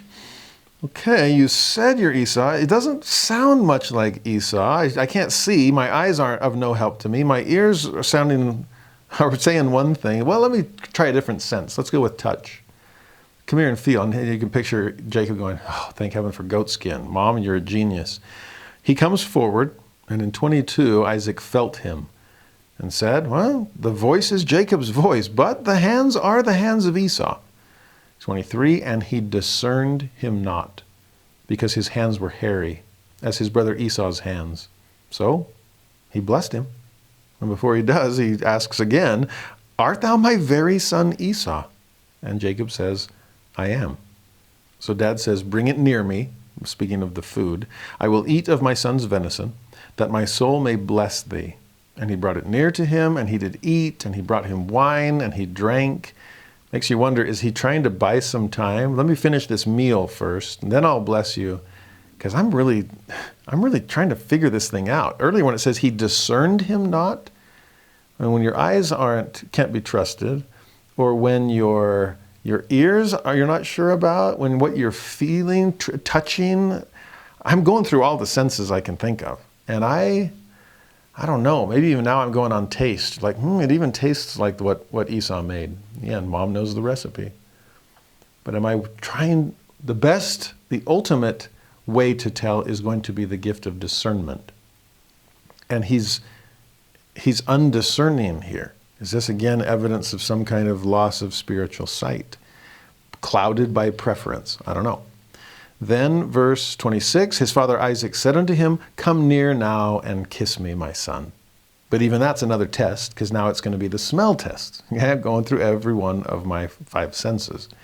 He came near and kissed him, and he smelled the smell of his raiment, and blessed him and said, see, the smell of my son is as the smell of a field which the Lord hath blessed. Okay. Eyes, no help. Ears, sure sounds like Jacob, but touch feels like Esau. Taste, tastes like Esau's food. Smell, smells like Esau's clothing. Okay, must be Esau. 28 and 29 then. Here comes the blessing. Therefore God give thee of the dew of heaven, and the fatness of the earth, and plenty of corn and wine. Let people serve thee, and nations bow down to thee. Be Lord over thy brethren. Now that's where Rebekah would have said, okay, there's the blessing. And let thy mother's sons bow down to thee. Cursed be every one that curseth thee. Blessed be he that blesseth thee. It's similar to the language that God gave in the blessing to Abraham. Now from Isaac on to Jacob, it's being passed down. So much of this is temporal, dews of heaven, fatness of the earth. Some of it is leadership. Your siblings and people will bow down to you. Now, as soon as that, and that's all part of the covenant, right? Posterity, promised land, priesthood, leadership, exclusivity in pursuit of inclusivity, because I know you will be inclusive. Well, 30 and 31 then came to pass as soon as Isaac had made an end of blessing Jacob. And Jacob was yet scarce gone out from the presence of Isaac his father. Doesn't make it for a great movie, right? The plot thickens. That Esau his brother came in from his hunting. And he also had made savory meat, and brought it unto his father, and said unto his father, Let my father arise, and eat of his son's venison, that thy soul may bless me. Oh, he comes in so unaware. So excited. I'm ready for that blessing, Father. Last time I was so hungry, I gave up the birthright. But this time, I know you're the one that's hungry, and I'm here to feed you and receive my promised blessing. Verse 32, Isaac his father said unto him, Who art thou? And Esau said, I'm thy son, thy firstborn Esau. There's confusion meeting equal confusion here. In fact, 33, Isaac trembles very exceedingly and said, Who? Where is he that hath taken venison and brought it me? And I have eaten of all before thou camest, and have blessed him. Yea, and he shall be blessed. Now it's dawning. Isaac's eyes are opening now. He's realizing he's been had. Somebody pulled his leg, yanked his heel. And it wasn't just Jacob, it was Rebekah too. What have I done? Now, all this trembling. By the way, one commentator pointed out, it's really interesting that we see very little of the emotion in Abraham and Isaac during the time of the sacrifice of Isaac. Remember last week when we studied it, we see a very slow and painstaking description to give us kind of time to try to plumb the depths of their emotion. But the text itself doesn't describe their emotion at all. Here you see a lot more descriptive language as far as how Isaac and Esau are feeling about this lost blessing. Isaac is trembling exceedingly. We'll see all kind of weeping on the part of Esau in just a moment. But notice the last phrase that Isaac used. I blessed him. I didn't just eat his food. I blessed him. And then that last line. Yea, and he shall be blessed. He will be. I know that blessing came from God, not me. I may not have seen clearly, but I know God sees clearly, and that blessing will come through because it was given to its rightful recipient. Now is he starting to feel maybe what Rebekah had felt decades before? Is there this sense of, that was right? I'll put it this way. The first year I ever taught this in seminary, we had a whole court case. And I wrote out a script and I gave it to the students saying, okay, I need you to play the judge and you're some jury. I need you're Esau and you're Jacob and you're Rebekah and you're Isaac. And we actually brought all kinds of people to the witness stand as we were trying to make sense of, well, what's our verdict going to be? Did the ends justify the means? Was this the right thing to do, or the wrong way to do it? And how are we going to, it made for an interesting class discussion. But we brought people to the stand beyond the key characters. We brought, for example, Esau's 2 wives, the Hittite women.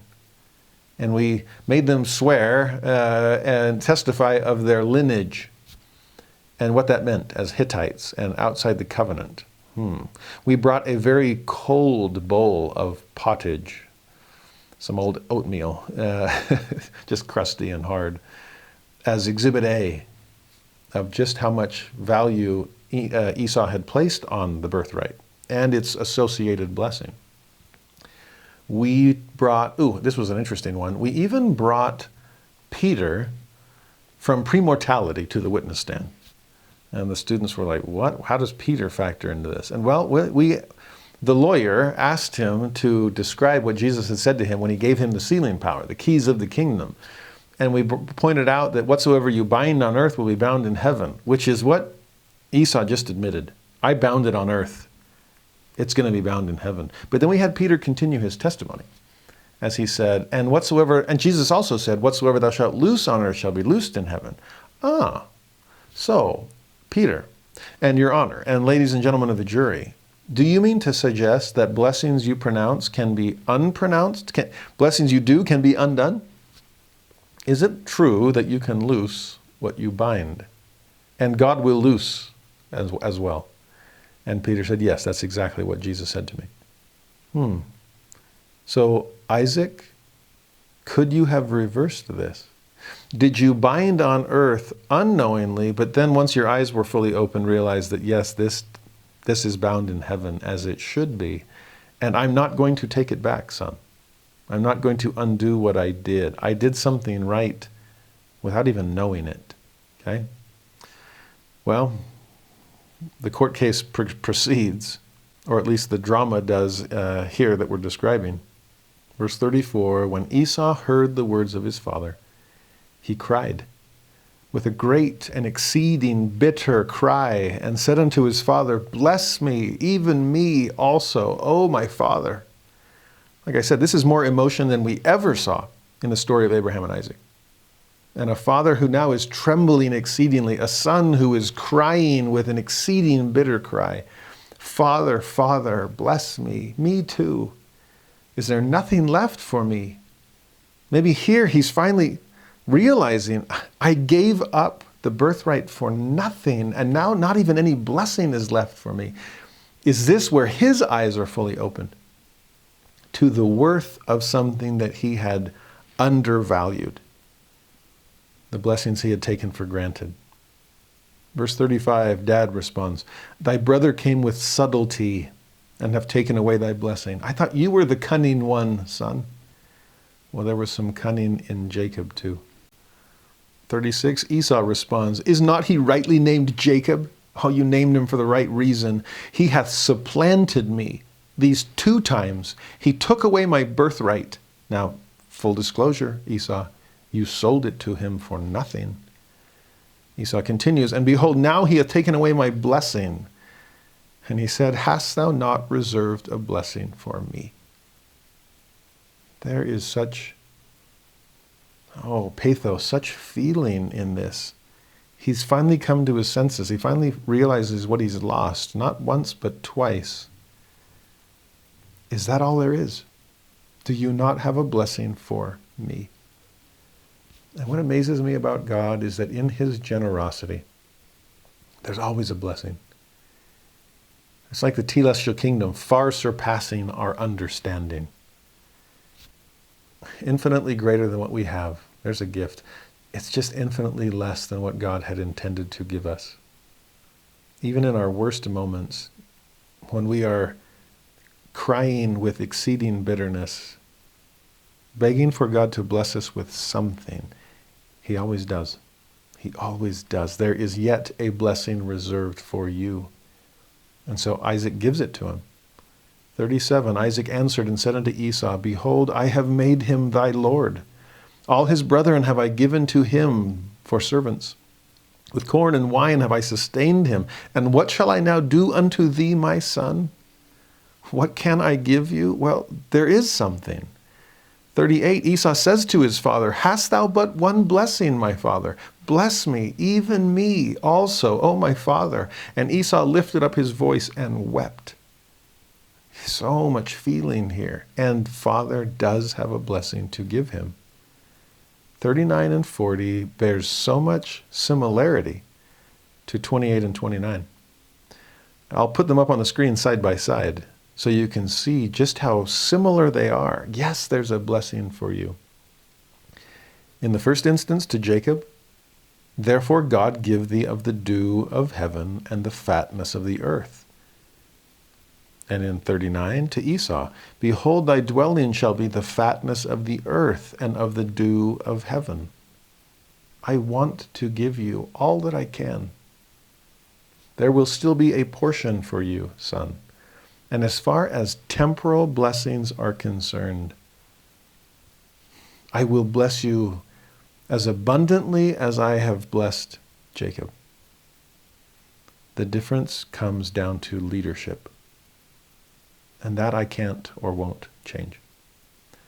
In the first instance, let people serve thee. And for Esau, thou shalt serve thy brother. In fact, there's more language along those lines. It's interesting to Esau. He says, "By thy sword shalt thou live, and shalt serve thy brother. And it shall come to pass when thou shalt have the dominion, that thou shalt break his yoke from off thy neck." Now, that's an interesting one. At some point later in the future, will there be a separation between his seed, just like there was between Isaac and Ishmael? And the answer is yes. There would be a separation between Jacob and Esau. Or I should say between the Israelites and the Edomites. That's another way of saying between the Jacobites and the Esauites. Okay? And that will come later. There will be a removal of the yoke. And so this, which began in conflict or competition, sadly will end in competition and conflict as well. But in the meantime, what are you two brothers going to make of this? And like I said, between what we see now and what we'll see next week, there's some redemption going on, some solving of problems. But I do see a hint of God's generosity and kindness in what Isaac just did. Yes, your brother has the birthright. He will lead. And as Rebekah knew, that was God's will from the very beginning. But I will bless you. God always has a blessing for his children and will give them as much as justice will allow and as much as mercy will provide. Well, how does Esau respond to this? I doubt he recognized, he wasn't there for Jacob's blessing, so I doubt he recognized the similarities. He never got to see the chart. I wonder if he even registered that your dad just blessed you with some amazing things. Dews of heaven, the fatness of the earth. You're going to be okay. I think the only thing that he really heard was, my brother is going to be in charge of me. I'm going to serve him. And Dad said something about a sword and breaking off a yoke. Well, bring it on, little brother. Because in verse 41, Esau hated Jacob because of the blessing wherewith his father blessed him. And Esau said in his heart, "The days of mourning for my father are at hand." This was one of his last acts, it seems. "Then will I slay my brother Jacob." Like I said, he's so caught up in his own anger, he can't recognize the blessings that he's just been given. He seems to have completely forgotten his own culpability. That in some ways, if this is a crime that your brother has committed against you, then sadly you are an accessory to the crime, which always seems to be the case. We tend to victimize ourselves through our sins. We are perpetrators in victimizing ourselves. But he's forgotten that too.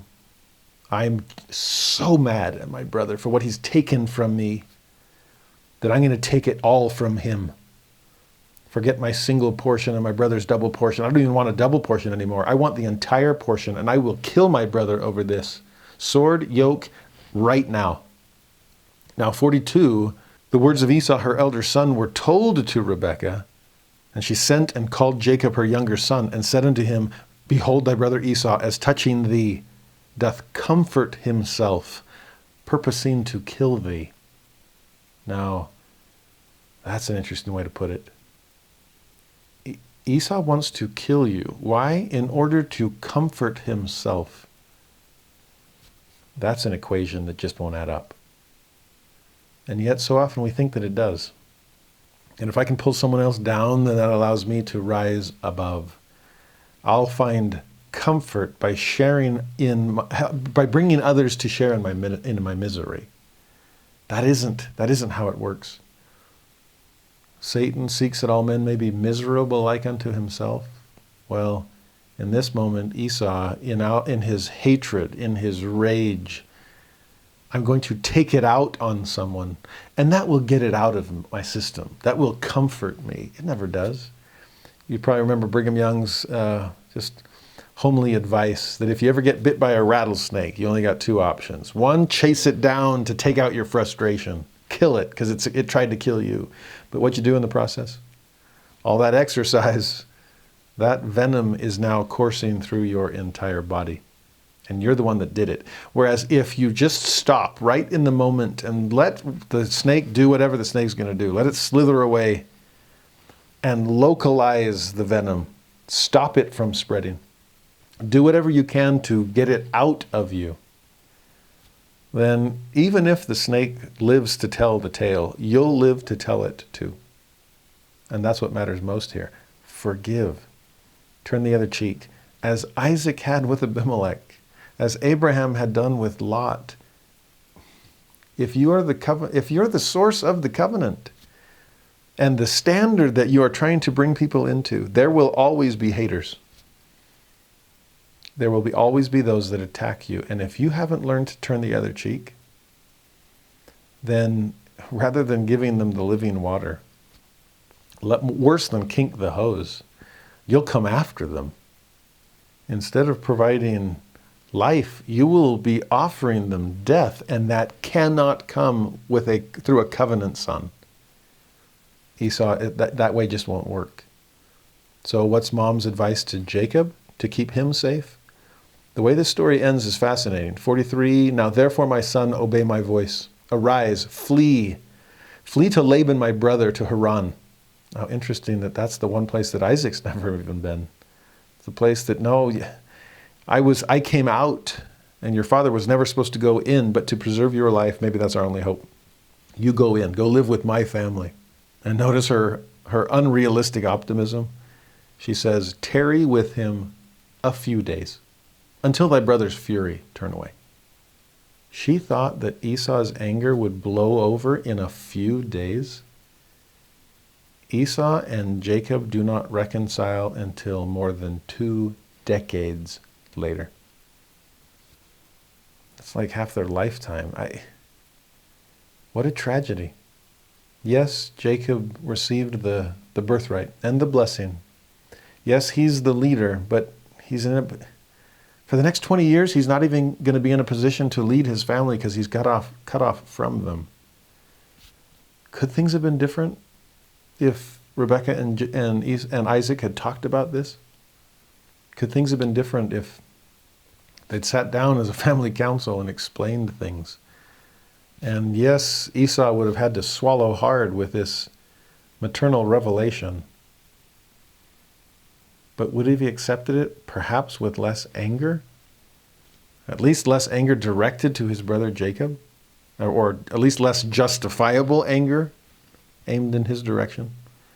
20 years before Jacob finally returns.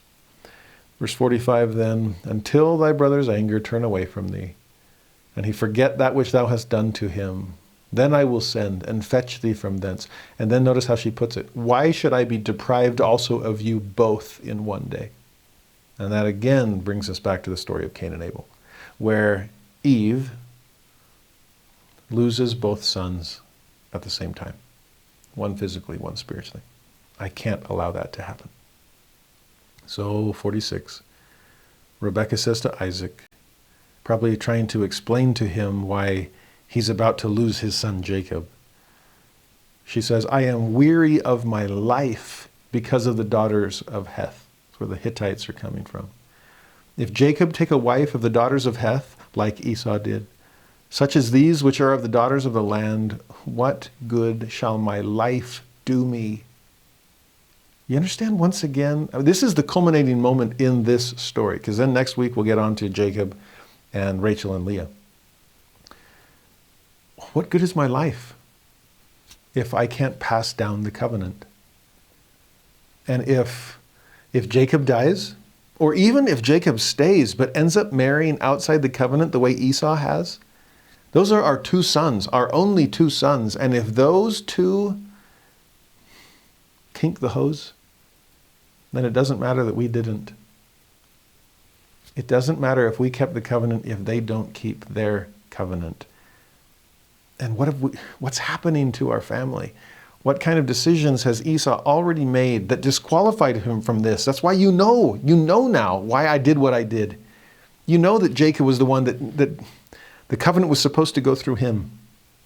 He's a plain man. It wasn't his idea. He's complete. He's trying to be as perfect as he can be. Yes, he has things to learn, and he'll learn some next week and forward. But Isaac, you know why I thought I had to do this. And if for whatever mistakes I've made, maybe I'm already being cursed with some curse. I've lost Esau spiritually. I cannot lose Jacob physically or spiritually. So I sent him away. I'm sorry. But I know God will bring some joy out of this. Isaac, you divine laughter, you joy from God, we'll still find ourselves rejoicing someday, somehow. I don't know when. This is a hard story. I'm sorry that it's going to be a week before we get to continue it. Because like I said, the reconciliation between Jacob and Esau is one of the most beautiful moments in Genesis, and one that I don't think we spend enough time with. There will come beauty from these ashes. Now, do the ends justify the means? Only Rebekah can answer that. Only Isaac can answer that. Only Jacob and Esau can answer that. Then again, maybe you and I can answer that, though not for them. Only in our own situations.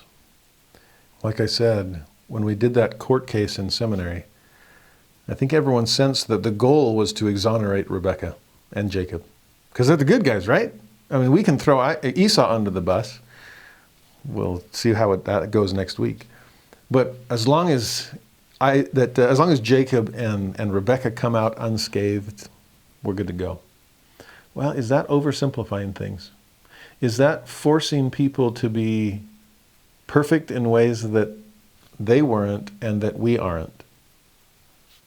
Like I said at the beginning, I think it's worth holding on to some of the ambiguity here in this story, because there's plenty of ambiguity for us to wrestle with in our own lives too. I am grateful for the Christ-like attributes of every person in this story. And like I said, we'll have to wait for next week to get Esau's. But he has them too. I regret all of the flaws in my character as I regret the flaws in theirs, but I'm sure they regretted their own flaws far more than we could. We've talked about this in prior years, that every attribute is a coin that has a heads and a tails. And the heads of Rebekah's coin was her, I will go and do, and I am an agent, not an object, and I will act in courage and decisiveness, and I'll make sure that God's blessings flow. I will step into that stream, and I will take hold of the covenant, and I will be in the way, and I'll make sure that God's promises are kept. Well, flip that coin, and maybe you see someone trying a little too hard to make sure God's promises are kept. Yes, he wants our help, but doesn't always need as much of it as we think. I got this.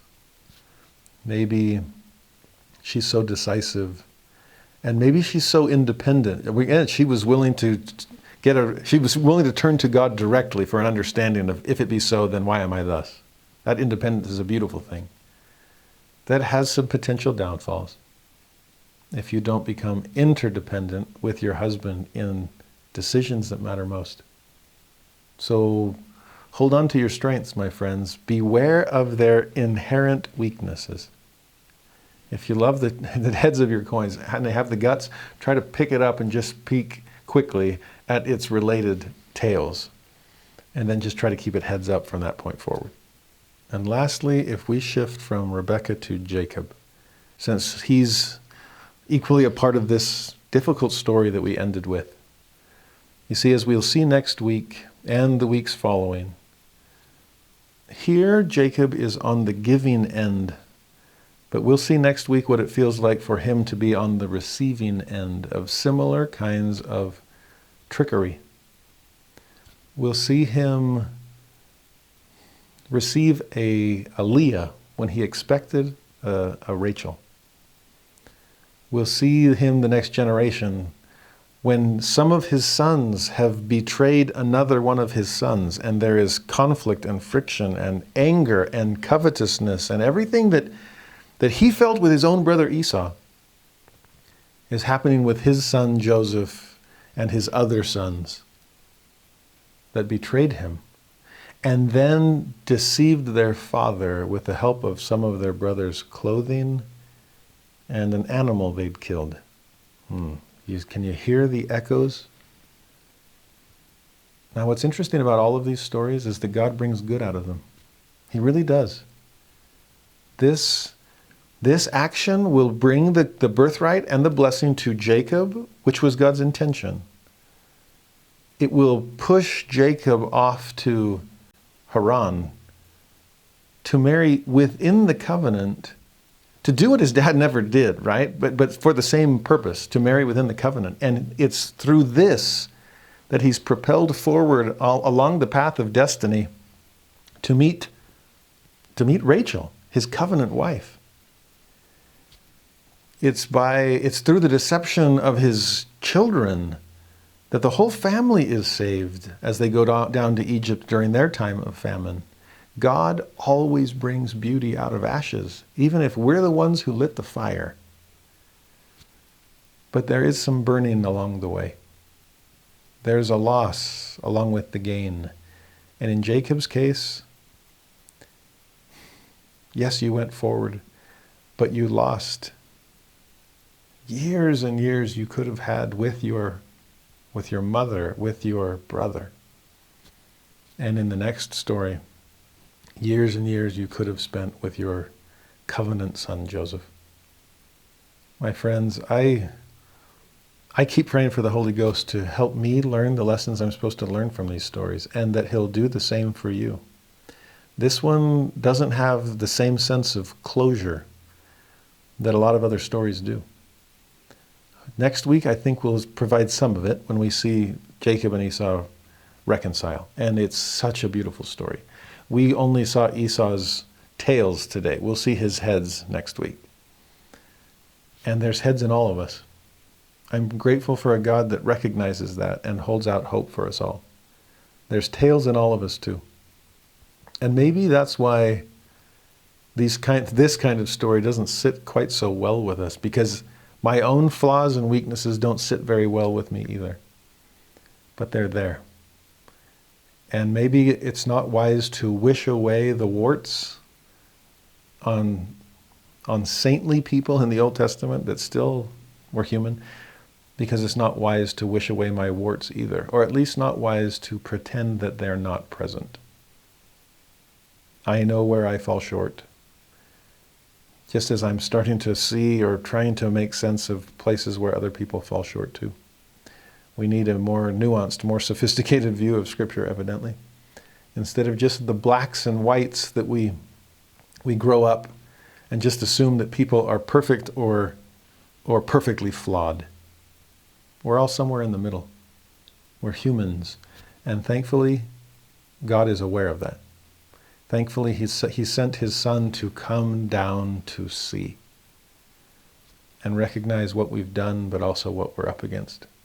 To recognize what we've done, but also recognize what we're trying to do as we try to make sense of ends and means and how best to accomplish them, and where's God in all of this. He's trying to guide us. I pray we'll turn to Him. I pray we'll be more discerning I pray that we'll look to covenant and seek others rather than satisfying self. There are so many stories scattered throughout these pages, and I pray that we'll have eyes to see them whenever the Holy Ghost chooses to open those eyes and teach us the truths that only can come through Him.